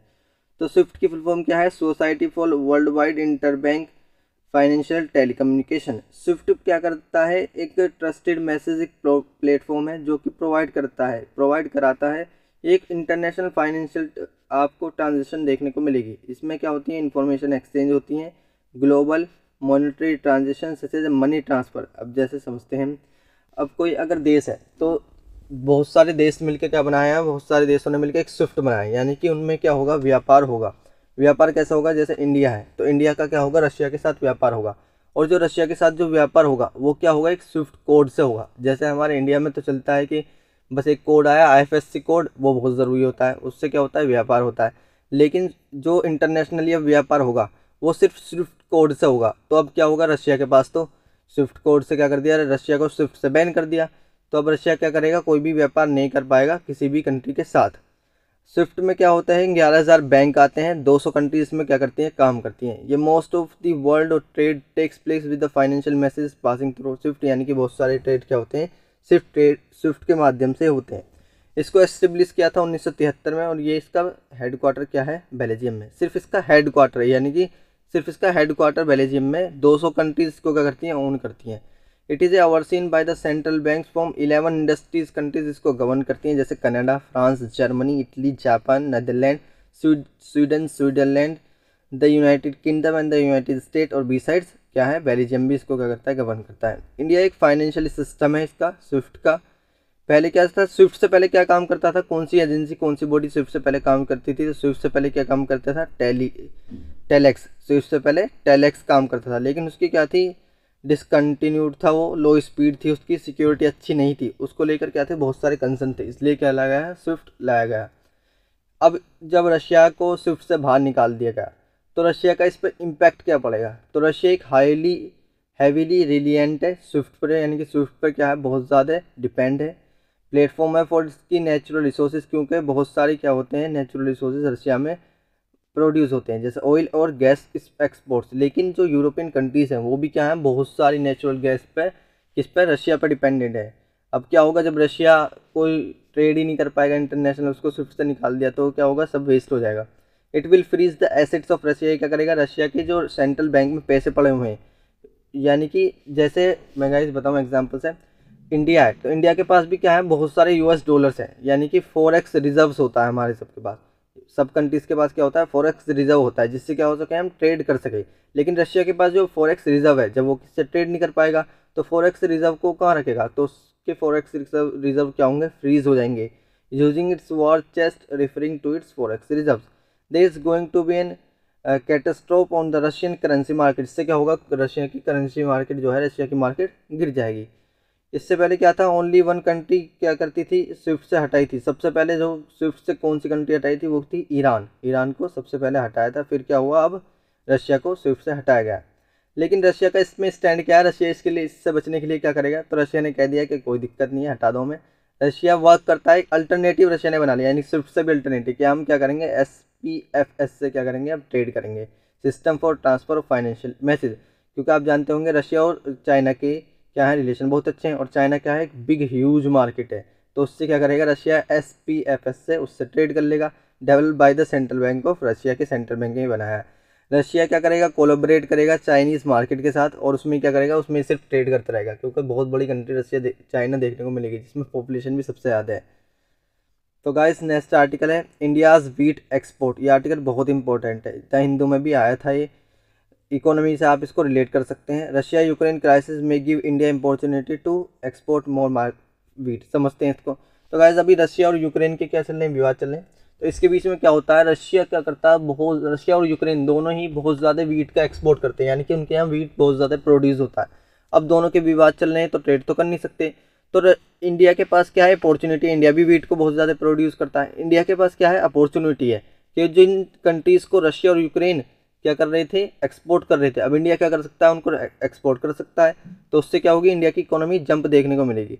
देख लेते हैं factual information. More than A quarter of the world, यानी कि 1/4 वर्ल्ड को रशिया और यूक्रेन क्या करते हैं, वीट एक्सपोर्ट करते हैं। रशिया एक वर्ल्ड लार्जेस्ट एक्सपोर्टर है वीट का, यानी कि सबसे बड़ा एक्सपोर्टर है रशिया वीट का, accounting for more than 18% of the international export Russia ही करता है वीट का। 2019 में बताया गया था रशिया और यूक्रेन ने दोनों ने एक्सपोर्ट कितना करा है वीट का, एक क्वार्टर में 25.4% of the world's wheat. The top 5 countries जो प्रोड्यूस करती हैं और एक्सपोर्ट भी करती हैं किस चीज़ को, वीट को, वो है रशिया सबसे पहले आता है, फिर US, फिर कनाडा, फिर फ्रांस, और यूक्रेन भी इसमें आता है। इजिप्ट, अब हमने देख तो लिया कि एक्सपोर्ट सबसे ज़्यादा कौन करता है, रशिया और यूक्रेन। अब इंपोर्ट देख लेते हैं, इंपोर्ट सबसे ज़्यादा कौन करता है। तो Egypt is the world biggest importer है वीट का, सबसे ज़्यादा इंपोर्ट करता है इजिप्ट वीट को। Turkey is also a big spender, यानी कि टर्की भी क्या करता है, रशिया और यूक्रेन से बहुत ज़्यादा वीट लेता है, जो कि 74% of imports coming from those two countries. 2019 में अनुमान लगाया गया था कि 74% वीट क्या हुआ है, रशिया और यूक्रेन से आया है। किसका, तुर्की का। इंडिया भी क्या है, एक सेकंड लार्जेस्ट प्रोड्यूसर है किस चीज़ का, वीट का, with A share of around 13.5% of the world total population. लेकिन गाइज हम जितना प्रोड्यूस करते हैं उससे ज़्यादा क्या कर लेते हैं, कंज्यूम कर लेते हैं। इंडिया प्रोड्यूस करता है कितना, 107.59 metric tonne of wheat annually, यानी कि per year, while a major chunk of its goes towards domestic consumption, यानी कि हमारे यहाँ पॉपुलेशन बहुत है तो इसको क्या कर लेते हैं हम, कंजप्शन ज़्यादा कर लेते हैं, जबकि एक्सपोर्ट करना चाहिए, जबकि हम एक्सपोर्ट नहीं करते। India is account for even less than 1%, सिर्फ हम एक्सपोर्ट करते हैं पूरे वर्ल्ड में अपना wheat. However share has increase from 0.14% से क्या हुआ है, शेयर थोड़ा इंक्रीज हुआ है, 0.54% हुआ है 2020 तक। लेकिन ये क्या है, बहुत कम है, हम एक्सपोर्ट नहीं करते वीट को। एक्सपोर्ट करेंगे तो जीडीपी अच्छी होगी, लेकिन हमारे यहाँ हमारे लोग फिर खाएंगे क्या। वीट रिलेटेड इन्फॉर्मेशन कुछ देख लेते हैं। ये एक second most important cereal crop है जो इंडिया में क्या होती है, सबसे ज़्यादा खाई जाती है चावल के बाद। It is the main food crop है ये northern western part of the country की। वीट एक रबी क्रॉप है, ये भी क्वेश्चन बन सकता है। वीट क्या है, एक रबी क्रॉप है जिसको क्या हुआ है, एक कूल ग्रोइंग सीजन की ज़रूरत है और ब्राइट सनलाइट की इसको क्या है, सनशाइन की इसको ज़रूरत है। Success of the Green Revolution contributing to the growth of rabi crop specially wheat, यानी कि ग्रीन रिवोल्यूशन जब चला था तो सबसे क्या हुई थी, सबसे ज़्यादा रबी क्रॉप बढ़ी थी, जिसमें क्या हुआ था, स्पेशली वीट भी बढ़ा था। इंडिया के पास कौन कौन सी एजेंसी है तो इसको ओन करती हैं वीट को, macro management mode of an agriculture, national food security mission and राष्ट्रीय कृषि विकास योजना, आरपीएफ गवर्नमेंट इनिशिएटिव, जो सपोर्ट करती है किस चीज़ को, वीट की कल्टीवेशन को। अब देख लेते हैं वीट कहाँ कहाँ पर कल्टीवेट हो सकता है। जहाँ पर टेम्परेचर 10 से 15 के बीच में हो वहाँ पर वीट कल्टीवेट हो सकता है। ब्राइट सनलाइट हो, रेनफॉल वहाँ की कितनी हो, 75 to 100 सेंटीमीटर हो। सोइल टाइप वहाँ का कैसा हो, सोइल टाइप वहाँ का आयोमी हो, यानी कि गंगा सतलज का प्लेन हो। Black soil region of the Deccan हो। Top wheat producing state India में कौन कौन से हैं, उत्तर प्रदेश, पंजाब, मध्य प्रदेश, हरियाणा, राजस्थान। इंडिया एक सेकंड लार्जेस्ट प्रोड्यूसर है वीट का, लेकिन चाइना उससे भी ज़्यादा प्रोड्यूस करता है, चाइना फर्स्ट पर है। This the second most important cereal crop है जो हमारे यहाँ क्या होती है, खाई जाती है। सक्सेस ऑफ ग्रेन रिवोल्यूशन, अभी जैसे मैंने बताया तो वीट उसमें सबसे ज़्यादा बढ़ा है। Macro management mode of in agriculture, national food security mission और राष्ट्रीय किसान विकास, ये सब योजनाएं जो क्या करती हैं, वीट को बहुत ज़्यादा बढ़ावा देती हैं। Hi guys and welcome back to my channel object classes. तो गाइस आज है तारीख 1 मार्च और है ट्यूसडे। आज की तारीख से कुछ इंपॉर्टेंट करंट अफेयर की न्यूज़ को एनालाइज करेंगे। तो चलिए शुरू करते हैं। पहला आर्टिकल है चेरनोबिल डिजास्टर। गाइस ये आर्टिकल बहुत इंपॉर्टेंट है क्योंकि अभी आपने न्यूज़ में सुना होगा रशिया और यूक्रेन की चल रहे हैं विवाद चल रहे हैं, जिसमें रशिया ने क्या करा है, चेरनोबिल जो न्यूक्लियर डिजास्टर यानी कि चेरनोबिल जो पावर प्लांट है उस पर क्या कर लिया है, यूक्रेन के कब्जा कर लिया है। ये दुनिया का सबसे भयानक परमाणु हादसा आपको देखने को मिलेगा। सेकंड पे आता है हिरोशिमा जो जापान में हुआ था। ये इंडियन एक्सप्रेस में भी आया था। Why did Russian troop seize control of Chernobyl nuclear disaster site. देख लेते हैं चेरनोबिल डिजास्टर क्या है। ये एक ट्रेजिडी देखने को मिलेगी जिसका क्या था, रिजल्ट था न्यूक्लियर एक्सीडेंट हुआ था 26 अप्रैल 1986 में। क्योंकि क्या हुआ था, रिएक्टर नंबर 4 जो चेरनोबिल न्यूक्लियर पावर प्लांट में था वो क्या हो गया था, फेल मार गया था। देख लेते हैं ये चेरनोबिल कहाँ है पावर प्लांट। ये बेलारूस आपको ऊपर में देखने को मिलेगा, रशिया आपको राइट में देखने को मिलेगा, यूक्रेन नीचे को देखने को मिलेगा। यूक्रेन और बेलारूस के बॉर्डर पे जो है ये क्या है, चेरनोबिल पावर प्लांट है। अब देख लेते हैं गाइस 1991 में क्या हुआ था, यूएसएसआर टूटा था। जब रशिया और यूएसएसआर यानी कि जो बहुत सारी कंट्री थी यूएसएसआर में वो क्या थी, बहुत बड़ी थी। अब देख लेते हैं क्या हुआ था। The town of the Pripyat in the Ukrainian SSR Ukrainian socialist republic, there were nearly 8.4 million people इससे क्या हुए थे, एक्सपोज हुए थे क्योंकि वह क्या हुई थी, पूरे में रेडिएशन फैल गई थी 3 नेशंस के लिए। It is said to have release 400 times more radiation थी इसमें, जो कि एटॉमिक बम हिरोशिमा में फेंका गया था उससे क्या थी, ज़्यादा इसमें रेडिएशन 400 टाइम्स थी। देख सकते हैं आप, ये कुछ फैक्चुअल इन्फॉर्मेशन है। चेरनोबिल डिजास्टर ये कब हुआ था, अप्रैल 1986 में हुआ था। इसके कारण क्या थे, न्यूक्लियर रिएक्टर मल फंक्शन यानी कि न्यूक्लियर रिएक्टर का अच्छा फंक्शन नहीं था, इस वजह से हुआ था। लोकेशन क्या है इसकी, चेरनोबिल यूक्रेन। अफेक्टेड कंट्रीज कौन सी हैं? Ukraine, Belarus, Russia. Main radioactive waste क्या था इसमें? Iodine 131, caesium 137। Radioactive material settle down dust में और डेब्रिस में रेडियो एक्टिव मटेरियल फैल गया था, लेकिन लाइटर मटेरियल से क्या हुआ था? वो उड़ गया था बहुत सारी कंट्रीज़ में। देख लेते हैं चेरनोबिल डिजास्टर क्या है। ये एक प्लांट लोकेटेड है Pripyat which is a distance of 130 kilometre from Kyiv से आपको ये देखने को मिलेगा। पहले मैप में देख लेते हैं। ये यूक्रेन आपको नीचे देखने को मिलेगा, इससे 130 किलोमीटर एक क्या है? प्रिपियट आपको देखने को मिलेगा। इसके साइड में क्या है? चेरनोबिल न्यूक्लियर पावर प्लांट आपको देखने को मिलेगा। The reactor has now covered कर दिया गया है रिएक्टर को प्रोटेक्टिव डिवाइस से, किससे क्या हो सके? रेडिएशन से हम प्रिवेंट रह सकें। एंटायर प्लांट क्या कर दिया है? एंटायर प्लांट को डिसेबल कर दिया गया है। After the Chernobyl disaster 18 million Soviet rebels व रिक्वायर्ड बुलाए गए थे, किस लिए? कि हम इन्वायरमेंट को क्या कर सकें? फ्री बना सकें न्यूक्लियर रेडिएशन से। आफ्टर एक्सप्लोजन रेडिएशन कितने एरिया में फैला था? 2600 स्क्वायर किलोमीटर तक। अकॉर्डिंग टू साइंटिस्ट का अनुसार क्या है? कोई भी इंसान यहाँ पर अगले 24 साल तक नहीं रह सकता। इसको storage centre for nuclear waste भी कहते हैं। रशिया इस पर क्यों कैप्चर करना चाहता है? इसको मैप से समझते हैं। तो गाइज ऊपर आपको बेलारूस देखने को मिलेगा, नीचे यूक्रेन देखने को मिलेगा, राइट में आपको रशिया देखने को मिलेगा। जब रशिया बेलारूस में आएगा तो बेलारूस के जरिए क्या होगा? रशिया कीव यानी कि यूक्रेन की जो कैपिटल है उस पर अच्छे से कब्जा कर लेगा। यानी कि जो एक ये सेंट्रल ये आपको देखने को मिलेगा, यानी कि आपको ये चेरनोबिल न्यूक्लियर प्लांट जो देखने को मिलेगा, इसके थ्रू रशिया क्या होगा? यूक्रेन की कैपिटल में घुस जाएगा, जिससे क्या होगा? पूरा कब्जा आपको यूक्रेन में देखने को मिलेगा रशिया का। ये एक शॉर्टेस्ट रूट है कीव में पहुंचने का थ्रू बेलारूस। बेलारूस क्यों इजाज़त देगा इस चीज़ को रशिया को कि इससे क्या हो? घुस जाओ, क्योंकि बेलारूस और रशिया आपको भाई भाई देखने को मिलेंगे, इनके रिलेशन बहुत अच्छे हैं। Through Belarus however it is not very important from a military point of view से ज़्यादा इंपॉर्टेंट नहीं है, लेकिन फास्टेस्ट रूट है बेलारूस से कीव तक पहुँचने का। जस्ट 20 किलोमीटर है बेलारूस बॉर्डर से। आई होप आपको ये आर्टिकल समझ में आया होगा। तो नेक्स्ट आर्टिकल है एडिटिव मैन्युफैक्चरिंग। ये आर्टिकल इंडियन एक्सप्रेस में भी आया था। 3D मैन्युफैक्चरिंग पॉलिसी, यानी कि हमारी गवर्नमेंट ने क्या कहा है कि टारगेट किया है 500 आइटम्स बनाएंगे 2025 तक। Ministry of electronics and information technology METY का एम से क्या करेंगे? हम इंक्रीज़ करेंगे इंडिया का शेयर ग्लोबल एडिटिव मैन्युफैक्चरिंग में 5% तक अगले 3 साल में, जिससे क्या होगी? $1 बिलियन क्या हो गए? हमारी GDP में इंक्रीज़ देखने को मिलेगा। समझते हैं एडिटिव मैन्युफैक्चरिंग क्या है। जैसे गाइस कोई कंप्यूटर पर ग्राफिक्स बनाते हैं तो ये तो हम वर्चुअल बनाते हैं, ये रियल में क्या होगा? मशीन से लेयर बाय लेयर बन जाएगा। इसको ही क्या बोलते हैं? इसको ही एडिटिव मैन्युफैक्चरिंग बोलते हैं। It uses computer aided designing to make prototype. पहले बनेगा, पहले ढांचा बनेगा, फिर क्या होगा? मशीन से लेयर लेयर बनता हुआ चला जाएगा रियली। और working models of objective by laying down successive layers of material such as plastic की layer, resin, thermoplastic, metal, fibre और सेरेमिक्स। इसमें क्या होगा? सॉफ्टवेयर पहले इसमें यूज़ होगा। मॉडल प्रिंट होगा फर्स्ट, फिर डेवलप होगा कंप्यूटर से, which then gives instruction to the 3D printer से, फिर वो इंस्ट्रक्शन देगा, जिससे क्या होगी? लेयर बाय लेयर मशीन से वो प्रोडक्ट बन जाएगा रियल में।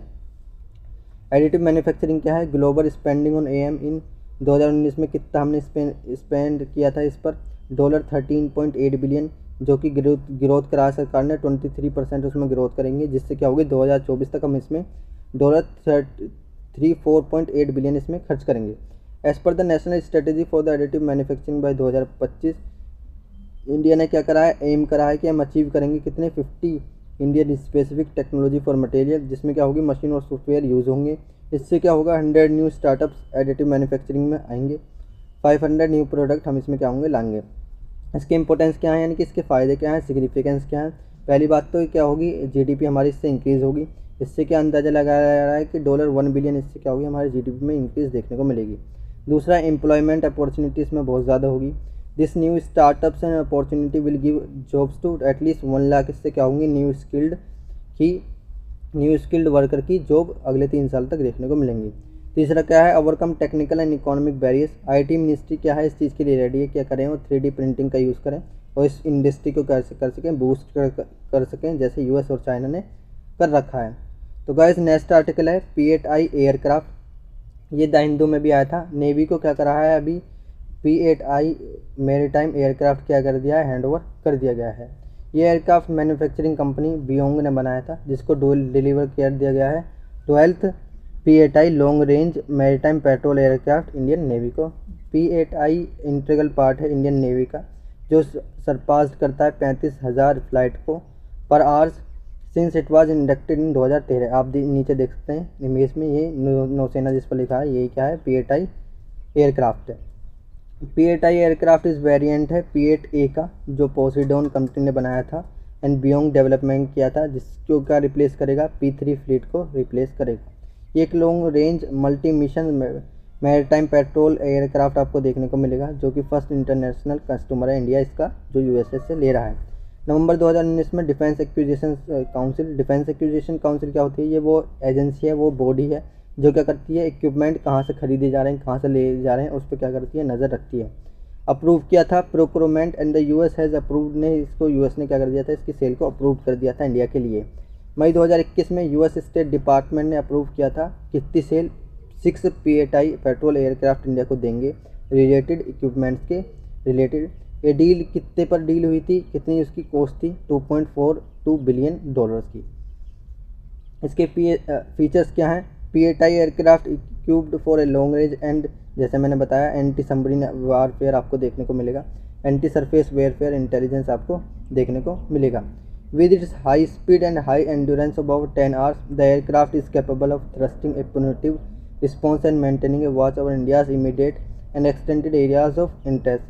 ये क्या लेंगे हम, 6 P-8I किससे लेंगे, रशिया से, वो यूएस से लेंगे। Will come installed with an encrypted in communication. अब जानते हैं इनक्रिप्टेड कम्युनिकेशन क्या होती है। तो इंडिया ने यूएस के साथ एक और एग्रीमेंट साइन कर रखा है जिसका नाम है कोमकासा। एनक्रिप्टेड कम्युनिकेशन क्या होती है, कोमकासा में भी वही काम करती है। तो कोमकासा क्या है पहले देख लेते हैं। Communication capabilities and security agreement, security से आपको समझ में आ रहा होगा। एनक्रिप्टेड कम्युनिकेशन होती है जैसे हमारा कोई नेवी का बंदा किसी दूसरे देश की नेवी से बात करेगा, तो उसके बीच में क्या हो सकता है, अटैक्स भी हो सकते हैं, साइबर अटैक्स भी हो सकते हैं, उनकी बातों को चुराया भी जा सकता है। तो एनक्रिप्टेड कम्युनिकेशन वो होती है जिसमें क्या होगी, वो बातें कोड में बनकर जाएंगी और कोड ही उस दूसरे नेवी के बंदे यानी कि दूसरे कंट्री के नेवी के बंदे के पास जाएगा, जिससे क्या होगा, वो कोड उसके पास जाएगा, उसके पास भी एक मशीन होगी जिससे वो उस कोड को चेंज कर सकता है, और जो हमारे नेवी के बंदे ने बोला है ऐसी भाषा उस मशीन में आ जाएगी, जो कि जिसके बीच में क्या होगा, इससे क्या फ़ायदे होंगे, इससे चोरी नहीं होगी, यानी कि साइबर अटैक नहीं होगा हमारी नेवी की बातों पर। हमारी तो बात कॉमन लोगों की ऐसी होती हैं, लेकिन नेवी की बात क्या होती है, बहुत इंपॉर्टेंट होती हैं। देख लेते हैं कोमकासा क्या है। Mean to provide a legal framework for the transfer of communication security equipment from the US to India ने क्या करा लिया है। ये एक one of the 4 foundational agreement है जो यूएस और इंडिया दोनों साइन कर रहे हैं। फीचर्स जैसे भी हमने जान लिए।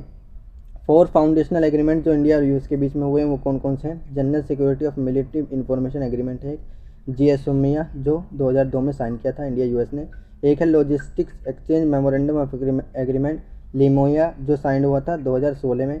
एक है communication information security memorandum of agreement CISMOA, जैसे अभी हमने समझा था कोमकासा, ये 2018 में साइन हुआ था इंडिया यूएस के बीच में। एक है basic exchange and cooperation agreement बेका जो इंडिया ने साइन किया था यूएस के साथ 2020 में। इंडिया और यूएस के डिफेंस रिलेशन देख लेते हैं। अब तो बहुत स्ट्रॉन्ग है, लेकिन 2008 में क्या हुए थे, बिल्कुल ज़ीरो थे। अब इंडिया और यूएस के डिफेंस ट्रेड कितना टच कर चुका है, $20 बिलियन 2020 में, जिससे क्या होगी, दोनों कंट्रीज़ क्या हो सकती हैं, मेजर पॉलिसी बना लेती हैं। और ये दोनों ही कंट्रीज़ क्या हैं, इंडिया इंडो पैसिफिक रीजन में एक्टिव रहती हैं, जिससे क्या हो सके, चाइना के एग्रेशन को इंडो पैसिफिक रीजन में कम कर सके। और ये मैंने कुछ क्वेश्चन लगाए, इनका आंसर कमेंट में दें। वर्ल्ड्स लार्जेस्ट प्लेन, ये जो प्लेन आपको दिख रहा है इसका नाम है एंटोनोव 225। ये यूक्रेन का प्लेन आपको देखने को मिलेगा। आप सब जानते होंगे रशिया और यूक्रेन के बीच में क्या चल रहे हैं, अभी विवाद चल रहे हैं। उसके बीच में रशिया ने क्या करा है, इस प्लेन को तोड़ दिया है, यानी कि इसको क्या कर दिया है, डैमेज कर दिया है। तो यूक्रेन ने बताया है कि इसको नया बनाने में 5 साल लगेंगे और $3 अरब इसमें लगेंगे। देख लेते हैं, ये इंडियन एक्सप्रेस में भी आया था, ये उसने अच्छी तरीके से एक्सप्लेन किया था। World's largest plane destroyed in Russian Ukraine war, here's what happen. अब क्या होगा देख सकते हैं आप, ये बहुत बड़ा प्लेन है। यूजुअली गाइस क्या होता है कि हर प्लेन में आगे पहिए लगे होते हैं और आगे ही लगे होते हैं पहिए, लेकिन इसमें क्या है, बीच में भी पहिए देख सकते हैं। इसमें क्या है, बहुत सारे पहिए लगे हुए हैं। इससे अंदाज़ा लगा सकते हैं कि ये कितना बड़ा प्लेन है। और इसमें जेट, टर्बो जेट भी कितने सारे हैं। अब देख लेते हैं, नॉर्मल प्लेन जो होते हैं एयरबस, वो कितने होते हैं, 35 मीटर के होते हैं। लेकिन ये जो है एंटोनोव AN225, इसका नाम है मिरिया, ये 88.4 मीटर का है, 88.4 मीटर का, इतना बड़ा प्लेन है। और बोइंग होता है 68.7 मीटर, उससे भी ये बड़ा प्लेन देखने को मिलेगा, लेकिन यूजुअली 35 मीटर के प्लेन होते हैं। एंटोवो AN-225 एक डिस्ट्रॉय कर दिया गया है किस किस के बीच में, यूक्रेन और रशिया के अटैक के बीच में। नॉन फॉर्मली एज थे कोशैक इसको बोलते थे in the North Atlantic Treaty Organization NATO में। इसका यूक्रेनियन नेम क्या है इसका, मिरिया और द ड्रीम। और ऐसे ही फिर ये क्या आया था, फोटो भी आया था कि यूक्रेन का सपना टूट गया है, यानी कि यूक्रेन का प्लेन ये जो है जिसका नाम ड्रीम है वो टूट गया है। इसमें आपको 6 इंजन देखने को मिलेंगे, 84 मीटर का है एंटोवो NN-225 एयरक्राफ्ट, इसको मिरिया भी बोलते हैं। इसके अंदर 32 व्हील्स हैं, लैंडिंग गियर्स हैं। First took to the sky से 1988 में सबसे पहले इसने उड़ान भरी थी। ये वर्ल्ड का लार्जेस्ट कार्गो एयरक्राफ्ट है। इसके बारे में कुछ फैक्ट जान लेते हैं। 84 मीटर यानी कि 276 फीट का है। ये दुनिया की अपनी तरह का इकलौता एयरक्राफ्ट है जो दुनिया में सबसे बड़ा है। यह 250 टन कार्गो को 850 किलोमीटर घंटे की रफ्तार से उड़ान भरकर ले जा सकता है। सोवियत एरोनॉटिकल्स प्रोग्राम के तहत बनाए गए इस विमान ने 1988 में पहली बार उड़ान भरी थी। गाइज आप जानते होंगे 1991 में क्या हुआ था, USSR टूटा था। जब क्या थी, ये बहुत सारी कंट्रीज थी, 15 कंट्री थी। इसके ऊपर क्या हो रही है, अभी रशिया और यूक्रेन में लड़ाई हो रही है। तो ये यूक्रेन ने नहीं बनाया, खाली इन सब कंट्रीज़ ने मिलकर ये प्लेन बनाया था और सबको कुछ कुछ दिया गया था। जब USSR टूटा था तो यूक्रेन को क्या मिल गया था, ये मिल गया था, मिरिया यानी कि ड्रीम मिल गया था। देख लेते हैं, मिरिया ने 124 वर्ल्ड रिकॉर्ड और रफ्तार, ऊंचाई और वजन के अनुपात में ऊंचाई में 214 नेशनल रिकॉर्ड भी बनाए हैं।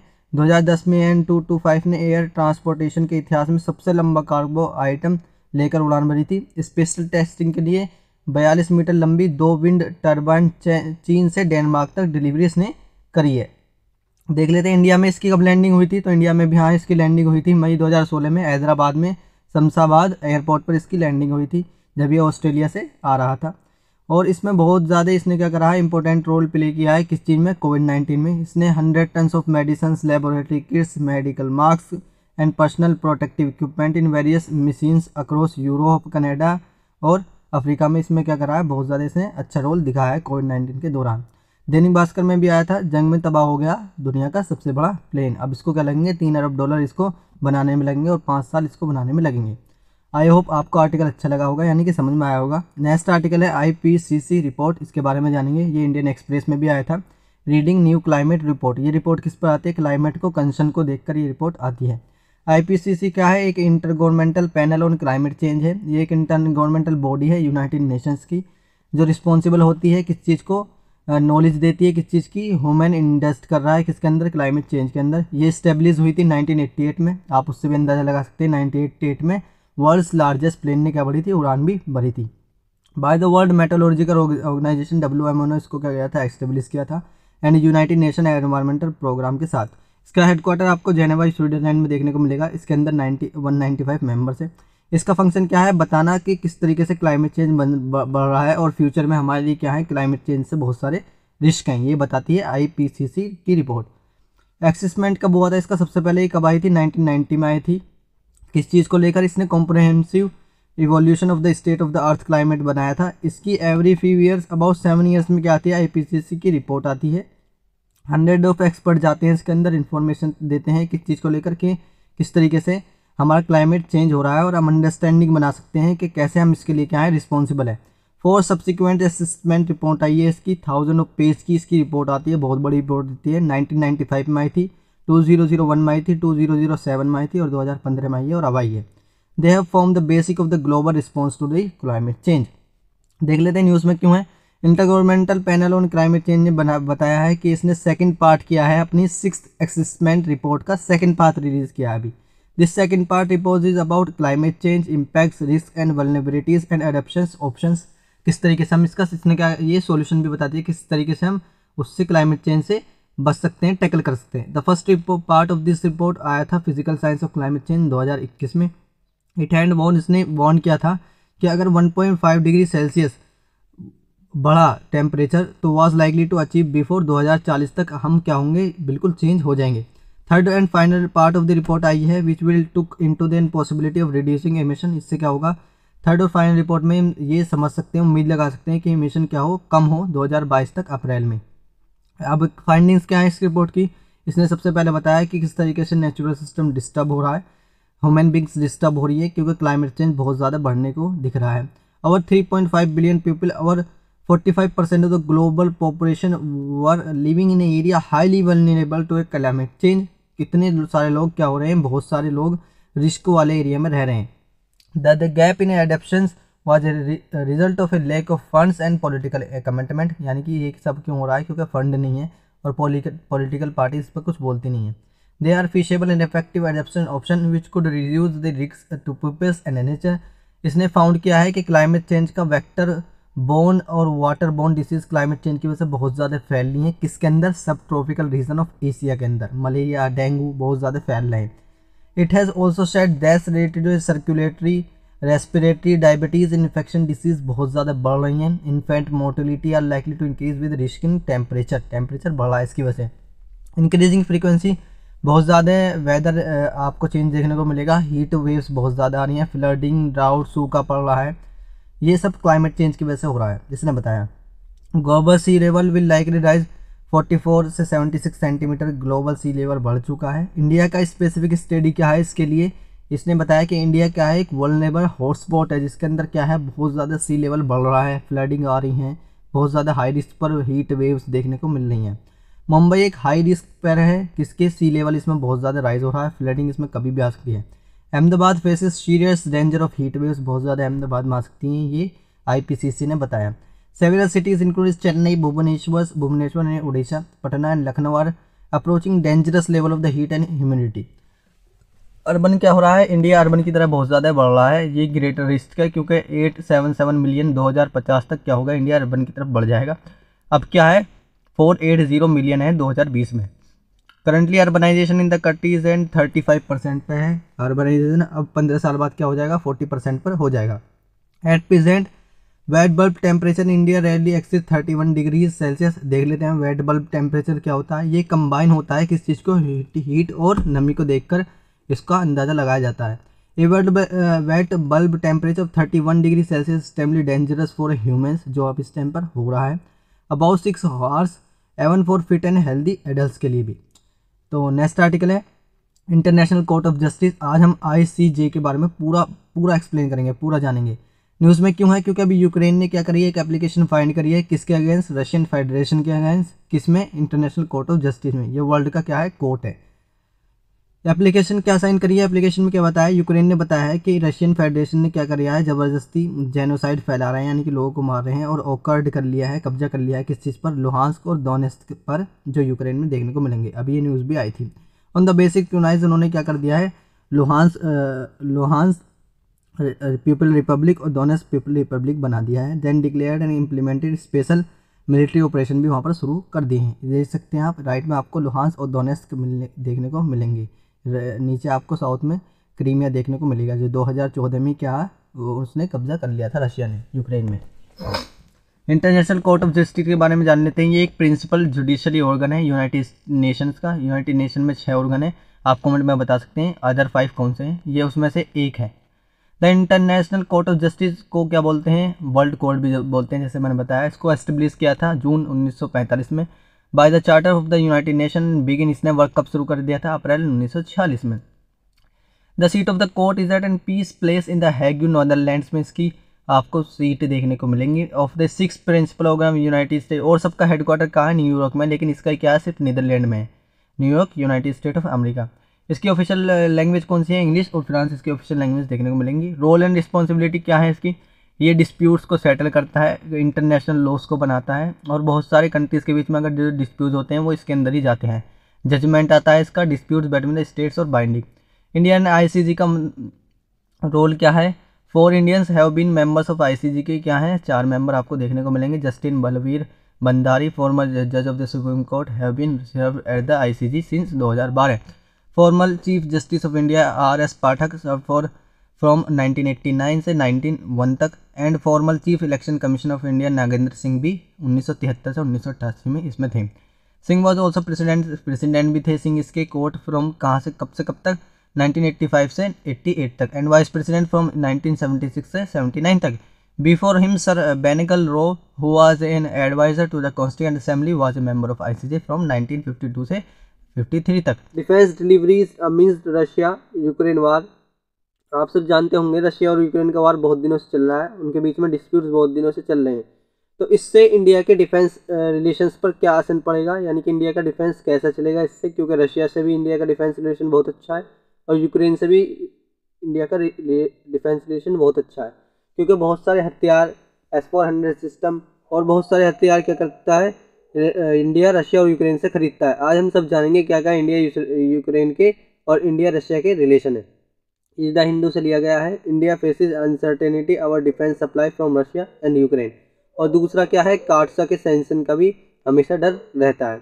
न्यूज़ में क्यों है कि India faces uncertainty our time, क्योंकि बहुत सारे फ्यूचर में क्या करेंगे हम हथियार डिलीवर करेंगे, लेकिन दोनों के बीच में रशिया और यूक्रेन के बीच में क्राइसिस कर लेंगे। इस वजह से क्या है हमारे लिए टेंशन की बात है। Russia is the second largest arm exporter दिखेगा पूरे वर्ल्ड में यूनाइटेड स्टेट्स के बाद। 5 ईयर के पीरियड में 2016 के 2020 के पीरियड में अमेरिका का शेयर जो है ग्लोबल आर्म्स ट्रेड में 37% रहा है, compare to 20% of the Russia का क्या था 20% था। ये सिप्री की रिपोर्ट है, यानी कि सिप्री एक बेस्ट रिपोर्ट देता है, Stockholm International Peace Research Institute, which tracks the global arms trade and military expenditure. India का क्या है मेजर डिफेंस कोऑपरेशन है रशिया के साथ और एज वेल एज यूक्रेन के साथ भी। इंडिया रशिया के डिफेंस रिलेशन देख लेते हैं। पहले हम क्या थे, आज़ादी से पहले हम ब्रिटिश पर डिपेंड थे, यानी कि ब्रिटिशर्स पर हम डिपेंड थे। वेस्टर्न नेशंस पर, यानी कि जो वेस्टर्न कंट्रीज़ हैं उन पर क्या थे, हम डिपेंड थे। लेकिन 1970 के बाद हमने क्या करा, बहुत सारे वेपन्स इंपोर्ट किए हैं, बहुत सारी कंट्रीज से। जैसे USSR से हमने बहुत सारे वेपन क्या करे हैं, इंपोर्ट करे हैं। USSR आप जानते होंगे पहले बहुत बड़ा हुआ करता था, जिसमें रशिया भी आता था और 30 कंट्रीज भी आती थी। 1991 में वो टूट गया था। It's country largest defence exporter importer for decades when it come to the both basic and. हमने क्या करें, बेसिक से बेसिक वेपन्स हमने वेस्टर्न कंट्रीज से खरीदे थे पहले, लेकिन अब क्या है हम रशिया पर डिपेंड है। Russia has provided some of the most sensitive important weapons, जैसे सबमरीन हमें प्रोवाइड कराई हैं, aircraft carriers, tanks, guns, fighter jet and missile हमें क्या कराए हैं, रशिया ने अभी तक इम्पोर्ट कराए हैं।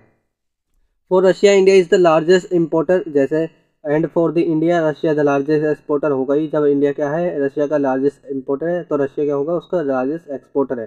बिटवीन 2000 से 2020 में रशिया ने 66.5% ऑफ इंडिया आर्म इम्पोर्ट किया है, specially in the field of fighter jet, tanks, helicopters and submarines among other, while several major deals are in pipeline में भी हमारी डील्स हुई हैं रशिया के साथ।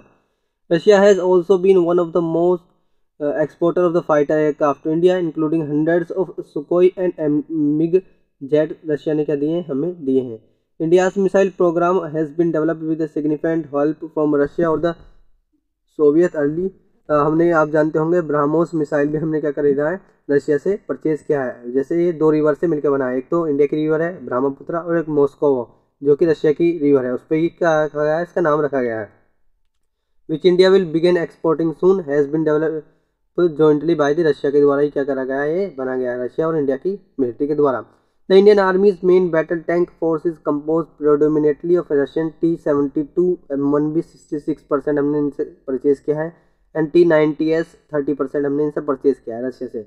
The Indian air force 667 plan fighter ground attack FGA flat is 71% Russian origin है, 39% Su-30S, 22% MiG-21 और बहुत सारे हथियार हमने क्या करे हैं और बहुत सारे टैंक्स रशिया से लिए हैं। अब देख लेते हैं रशिया ने हमें क्या क्या इंपोर्ट किया है। जैसे मैंने बताया JS2 kilo class submarines, Talwar, Tabar class frigates and aircraft INS Vikramaditya हमने रशिया से लिया है। फ्यूचर में हमने क्या क्या प्रोजेक्ट रशिया को से लेंगे, lease of second nuclear powered submarine after first one INS चक्रा लेंगे हम, जो कि डील है $1.5 बिलियन की। S-400 हम परचेज करने वाले हैं। एयर डिफेंस सिस्टम है फॉर अराउंड $5.5 बिलियन। 4 ग्रोनेज class stealth frigates to be and built in India for around $4 billion. ये सब हम फ्यूचर में क्या करेंगे, रशिया से खरीदेंगे।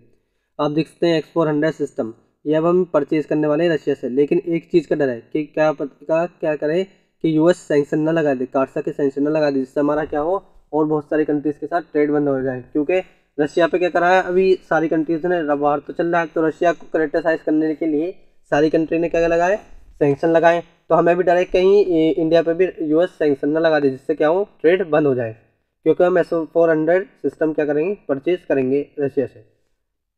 देख सकते हैं अब तो हमने क्या करा, रशिया और इंडिया के रिलेशन देख लिए डिफेंस के मामले में। अब देखते हैं कि यूक्रेन और इंडिया के रिलेशन कैसे हैं। India has signed a separate deal with Ukraine for 8 Zorya Mashproekt gas turbine engine for the frigates and the engine gearbox and specialist support will cost around $50 million का होगा एक ship. India is also looking to receive the 3rd Akula class nuclear attack submarine SSN भी हम क्या करेंगे 2025 तक इससे ले लेंगे यूक्रेन से। As for Ukraine it is an upgrading, हमारे बहुत सारे हथियार अपग्रेड करता है यूक्रेन। 132 ट्रांसपोर्ट एयरक्राफ्ट जो IAF under a deal finished in 2009 में जो फिनिश हुई थी उसको क्या करेगा अपग्रेड करेगा। लेकिन अभी क्या कर रहा है कि अभी तो वार ही चल रहा है, उसके बीच में अपग्रेड नहीं कर पा रहा, उसमें क्या हो रहे हैं थोड़े से डिले हो रहे हैं। एट एरो इंडिया इन फरवरी 2021 में यूक्रेन ने साइन किया थे 4 एग्रीमेंट $70 मिलियन के इंडिया के साथ। देख लेते हैं अगर सैंक्शन लग गए तो इंडिया पर इंडिया के डिफेंस पर क्या फ़र्क पड़ेगा। पहले तो due to west sanctions India's military faces grim prospect of interrupted and delayed Russian defence kit supply, यानी कि अगर सैंक्शन लग गए तो उससे जो डिफेंस के जो हमारे हथियार हम रशिया से लेते हैं वो हम फिर ले नहीं पाएंगे। अभी तो S-400 सिस्टम भी रह रहा है जो हवा में क्या कर देता है, मिसाइल को उड़ा देता है, बहुत स्पेशली बहुत गुड है वो। Operational readings specially in the wake of an collective threat, क्योंकि हमें चाइना और पाकिस्तान से क्या है थ्रेट है, इसलिए हमें क्या करना पड़ेगा रशिया से और यूक्रेन से अपने रिलेशन अच्छे बनाने पड़ेंगे। The sanction could seriously undermine, जैसे मैंने बताया ये ब्रह्मोस मिसाइल जो क्रूज मिसाइल है जो हमने एक्सपोर्ट के लिए भेजा है, $375 मिलियन की डील हुई थी फिलीपींस के लिए हम भेजेंगे, लेकिन अब वो भी डील क्या है खतरे में देखने को मिल रही है, क्योंकि रशिया नहीं भेजेगा तो हम कैसे फिलीपीन को भेजेंगे। In the past, tension between Russia and Ukraine had considerably delayed the modernizations of an A-32 transport fleet of an Indian Air Force। जैसे यूक्रेन भी हमारे हथियार क्या करेगा डिले हो रहा है अपग्रेड करने में। The current crisis could also complete the cost waiver भी लग सकते हैं इंडिया पर, ये करंट क्राइसिस की बात है। अल्टरनेटिव चूज़ क्या है इंडिया के लिए, अगर रशिया ने भी अगर यूएस ने भी सैंक्शन लगा दिए कि दोनों के ट्रेड हम नहीं कर सकते, तो अल्टरनेटिव क्या है, तो सबसे अच्छा तरीका है कि इंडिया क्या हो सेल्फ डिपेंडेंट बन जाए, यानी कि इंडिजीनियसली अपने अंदर ही क्या करें कंट्री के अंदर ही वेपन्स को प्रोड्यूस करें, ये सबसे अच्छा तरीका है, अल्टरनेटिव चूज़ है इंडिया के लिए। और द लास्ट फ्यू ईयर हम देख सकते हैं कि इंडिया क्या हुआ है अपने पर थोड़ा सा डिपेंड देखने को मिला है। सिपरी की भी रिपोर्ट थी, इंडिया क्या हुआ है 2011 से 15 एंड 2016 से 20 में आर्म्स इंपोर्टर में थोड़ा सा डिक्रीज देखने को मिला है, यानी कि हम अपनी कंट्रीज में क्या कर रहे हैं वेपन्स को बना रहे हैं। Russia was the largest arms supplier to India in both 2011 और 15, 2016 से 20 में क्या था लार्जेस्ट आर्म सप्लायर था रशिया इंडिया को। However Russia deliveries dropped by 53%, Russia की डिलीवरीज थोड़ी सी ड्रॉप देखने को मिली है इंडिया की, यानी कि इंडिया में क्या कर रहा है इंडिया खुद अपने वेपन्स बना रहा है। Overall drop in Indians arms import between 2011 से 2015, 2016 से 20 seems to be mainly due to incompletions and lengthy procurement process combined with attempts to reduce its dependence on Russian arms by diversifying its network of arms supplier। यानी कि इस सब का निचोड़ यही है कि हम क्या कर रहे हैं अपने कंट्रीज में ही वेपन्स को प्रोड्यूस कर रहे हैं धीरे धीरे। It is important for India to diversify its base. तो आई होप आपको आर्टिकल समझ में आया होगा। नेक्स्ट आर्टिकल है amendment to the 2002 flag code of India. आज हम इस आर्टिकल के बारे में सब कुछ जानेंगे कि फ्लैग सबसे पहले कब फहराया गया था, फ्लैग कोड ऑफ इंडिया 2002 क्या है। ये आर्टिकल इकोनॉमिक टाइम से लिया गया है। सेंट्रल ने क्या करा है अभी अप्रूव कर दिया है कि हम क्या करेंगे मैन्युफैक्चरिंग करेंगे और इम्पोर्ट भी करेंगे machine made polyester national flag को, इसके ऊपर ये आर्टिकल आया है।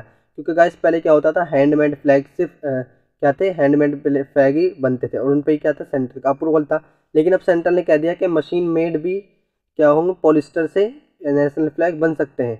उसके पीछे देखते हैं क्या हुआ है, क्यों ये सेंटर ने कहा है मैन्युफैक्चरिंग भी कर सकते हैं और उसकी इम्पोर्ट भी हम इसको कर सकते हैं। हिस्ट्री क्या है नेशनल फ्लैग की। नेशनल फ्लैग को सबसे पहले अडॉप्ट किया गया था किस कमेटी में, एक मीटिंग हुई थी constituent assembly held on July 22, 1947 में एक मीटिंग हुई थी, तो उसके द्वारा यानी क्या करा गया था इंडियन फ्लैग को अडॉप्ट किया गया था। First national flag which consist of 3 horizontal strips, यानी कि पहले जो था हमारा नेशनल फ्लैग अलग था, पहले रेड येलो और ग्रीन थी उसमें स्ट्रिप्स, अब तो ऑरेंज वाइट और ग्रीन है। इस set to been have been hosting August 7, 1906 में सबसे पहले हमने क्या करा था इसको अडॉप्ट किया था, जो सबसे पहले वाला फ्लैग था हमारा। कहाँ पर Parsi Bagan square near lower circular road at in Kolkata में। लेटर इन 1921 में freedom fighter Pingali Venkayya meet Mahatma Gandhi और उन्होंने क्या करा एक ग्रीन बॉन्ड्स के बीच में ला दिया, 2 रेड्स के बीच में। After under going several changes the tricolour adopt किया था हमने कब national flag at Congress committee meeting in Karachi 1931 में हमने क्या करा था, सबसे पहले अपना जो अब मॉडर्नाइजेशन में हमारा मॉडर्न में जो फ्लैग है उसको अडॉप्ट किया था। देख सकते हैं पहले आप 1906 में ऐसा था, वंदे मातरम लिखा आता था बीच में, फिर 1921 में ऐसा हुआ, फिर 1947 में हमारा फ्लैग अब जो है ऐसा है 1947 के बाद। अब क्या चेंज कर रहे हैं, जैसे मैंने आपको पहले पेज पे बता दिया था कि पॉलिस्टर के अब क्या होंगे, मशीन मेड भी बन सकते हैं और पॉलिस्टर के भी फ्लैग बन सकते हैं, पहले सिर्फ हैंडमेड अलाउ थे। फ्लैग कोड ऑफ 2002 क्या है, इन 2002 में flag code of India come टू इन effect which allow to unrestricted displays of tricolour, यानी कि क्या करें कि अगर कोई रिस्पेक्ट नहीं करेगा ट्राई कलर की तो उसका क्या होगी, उसको सजा होगी। ये 2002 के कोड है। As long as the honour dignity of the flag were be respected, यानी कि ऑनर और डिग्निटी को आपको रिस्पेक्ट करना पड़ेगा फ्लैग की। The flag code did not replace the pre exciting rules governing the correct display of the flag. Flag code of 2002 में क्या करें, 3 डिवाइडेड पार्ट से, पहला था जनरल डिस्क्रिप्शन था ट्राई कलर का, कि ट्राई कलर का कैसे डिस्क्रिप्शन हो। रूल्स और रेगुलेशन बनाए गए थे कि एजुकेशनल इंस्टीट्यूट्स में, प्राइवेट बॉडीज़ में किस तरीके से झंडे को फहराया जाए, उसके रूल्स और रेगुलेशन थे। रूल्स और रेगुलेशन बनाए गए थे कि जिसके लिए गवर्नमेंट्स और गवर्नमेंट बॉडी किस तरीके से झंडे को फहराएंगी। रिसेंट चेंजेस में मेड क्या है कि मैंने जैसे बताया कि अब क्या होगा, मशीन मेड फ्लैग्स भी बन सकते हैं, लेकिन जो मशीन मेड फ्लैग थे पहले वो 2019 में बैन कर दिए थे, लेकिन अब सेंट्रल ने दोबारा अप्रूवल दे दिया है उनके लिए। A recent revision to the flag code stated the national flag shall be made of an hand spun, पहले हैंड स्पम्प के बनते थे, अब पॉलिस्टर के भी बन सकते हैं। Early rules governing the display of try colour, early rules यानी कि गवर्न कौन करता था ट्राई कलर को पहले। National flag were originally govern by the provisions of emblem and names prevention of an improper use act 1950 को govern करता है। हमारे पास क्या है, prevention of insults to a national honour act भी है 1971, यानी कि अगर कोई हमारी फ्लैग की इंसल्ट करेगा तो उसको क्या होगी, उसको सजा होगी। हमारे फ्लैग की, हमारे नेशनल एंथम की और कॉन्स्टिट्यूशन की अगर कोई करता है अनरिस्पेक्ट तो उस पर क्या होगी, उसको पनिश किया जाएगा। सेक्शन 2 ऑफ द एक्ट कहता है कि हुएवर इन पब्लिक प्लेस और any other place with in public views बन, यानी कि कोई भी अगर हमारे झंडे को जलाता है तो उसको क्या होगी, उसको 3 साल की जेल भी होगी, उसको फाइन भी भरना पड़ेगा। Restriction on the display of the tricolour according to the flag code, क्या क्या रिस्ट्रिक्शंस है देख लेते हैं। It is that there will be restriction, जैसे मैंने बताया अभी पहले कि ये सब हमारे पास एक्ट है, इसमें कोई इंपॉर्टेंट नहीं है इस लाइन में। इश्यूज़ क्या है इसके लिए लेकर, for a flag to be hosted at an height, क्यों सरकार ने इसको पॉलिस्टर का बनाने के लिए इजाज़त दी है, क्योंकि गाइज पास्ट में एक कंट्रीज का tallest try colour Indian Pakistan के बॉर्डर पर लटकाया गया था अतारी में, वो क्या हो गया था, वो गिर गया था, यानी कि ज़्यादा देर हवा में फैल नहीं पाया था। तो इसलिए क्या करा है कि गवर्नमेंट ने ये कहा है कि अब पॉलिस्टर से भी बना सकते हैं, क्योंकि हल्के होते हैं बहुत ज़्यादा, इस वजह से ना पॉलिस्टर से भी बना सकते हैं। दूसरा इसके लिए कंसर्न क्या है, क्योंकि सरकार तो चाहती है कि क्या करें, प्लास्टिक बैन हो, लेकिन ई कॉमर्स वेबसाइट पर बहुत सारे आपको फ्लैग ऐसे मिल जाएंगे, अब 15 अगस्त 26 जनवरी पे बहुत सारे लोग ऐसे मंगाते हैं कि उनमें क्या होती है, प्लास्टिक बहुत ज़्यादा होती है, तो उसको लेकर भी क्या है, कंसर्न है सरकार के पास। तो गाइस नेक्स्ट आर्टिकल है, छोटे छोटे आर्टिकल हैं, ये भी हमारे लिए बहुत इंपॉर्टेंट होते हैं, हमारे मेंस के लिए बहुत ज़्यादा इंपॉर्टेंट होते हैं, तो आज हम छोटे छोटे आर्टिकल भी देखेंगे। पार्टिसिपेटरी नोट्स देख लेते हैं क्या होता है इसकी डेफिनेशन। पार्टिसिपेटरी नोट्स होता क्या है, तो ये एक कॉन्स्टिट्यूशनल क्या है, इंस्टीट्यूशनल एक FII का क्या है, एक डिलीवरी है। मैं समझाऊँ आपको क्या होता है पार्टिसिपेटरी नोट्स। तो जैसे कोई फॉरेनर क्या करेगा, स्टॉक मार्केट में पैसा लगाना चाहेगा, तो सबसे पहले उसको क्या करना होगा, सेबी में रजिस्टर्ड करना होगा। तो उस चीज़ से बचने के लिए ये क्या, फॉरेन इन्वेस्टर FFI यानी कि फॉरेन इंस्टीट्यूशनल इंस्टीट्यूट से क्या करेगा, चार्ज करेगा, यानी कि उनसे फेस करेगा और कहेगा कि मुझे क्या हो, मुझे शेयर खरीदने हैं। तो सिटी बैंक क्या होंगे, उसको शेयर खरीद के दे देंगे, और शेयर खरीद के दे देंगे तो उसमें क्या होगा, उसको एक पार्टिसिपेटरी नोट्स मिलेगा। इसे ही आर्टिकल बोला है कि पार्टिसिपेटरी नोट्स उसको मिलेगा। लेकिन गाइज इसके लिए कंसर्न है, एक क्वेश्चन आपके दिमाग में उठ रहा होगा कि ये जो सिटी बैंक है ये सेबी को बताएंगे नहीं कि हमारे से क्या करा है, इसने शेयर खरीदे हैं। नहीं गाइज, बिल्कुल भी नहीं बताएंगे, ये उसकी बिल्कुल भी नहीं बताएंगे उस चीज़ को कि हमने क्या करा है, कि इससे क्या करा है, हमने कॉन्टेक्ट करा है फॉरेन इन्वेस्टर से कि हमारे क्या करो, इंडियन मार्केट के शेयर खरीदो। अब नेक्स्ट आर्टिकल है सुइज कैनाल, देख लेते हैं न्यूज़ में क्यों है। Suez canal is artificial sea level waterway running, दिखेगा आपको नॉर्थ से south across the isthmus of a Suez in Egypt to connect the Mediterranean Sea and the Red Sea. देख सकते हैं आप, छोटी सी ये लाइनें बनाई गई है गड्ढा खोद के, क्योंकि रेड सी से क्या हुआ, मेडिटेरियन सी में चले जाएं। The canal separate the African continent, यानी कैनल अफ्रीकन कॉन्टिनेंट को एशिया कॉन्टिनेंट से क्या करती है, सेपरेट करती है। It is one of the world most heavy use shipping lanes है। इससे क्या होता है, बहुत सारा ट्रेड होता है। Carrying our 12% of world trade by volume, यानी कि 12% ऑफ वर्ल्ड का ट्रेड ये लेती है। न्यूज़ तो अब हमने देख ली, अब देखते हैं न्यूज़ में क्यों है। हमने सुएज कैनल के बारे में तो जान लिया, अब देखते हैं न्यूज़ में क्यों है। क्योंकि अभी क्या करा है, इजिप्ट इसके लिए चार्ज करता है, क्योंकि इजिप्ट के साइड में जब भी कोई जहाज वगैरह जाता है तो उससे क्या करता है, इजिप्ट चार्ज करता है, यानी कि ट्रेड के बदले में चार्ज करता है। लेकिन इजिप्ट ने क्या कर दिया है, अब अपना चार्ज 10% बढ़ा दिया है। सुएज कैनाल से अब जो भी जाएगा उसको 10% एक्स्ट्रा देना पड़ेगा चार्ज। इसलिए क्या है, आर्टिकल इंपॉर्टेंट है, न्यूज़ में है। देख सकते हैं आप, सुएज कैनाल, रेड सी, ये मेडिटेरियन सी, इजराइल आपको ऊपर देखने को मिलेगा। वीडियो अच्छी लगे तो वीडियो को लाइक करें, चैनल को सब्सक्राइब करें। मिलते हैं ऐसी इन्फॉर्मेटिव वीडियो में, तब तक के लिए थैंक यू, जय Hind and never give up.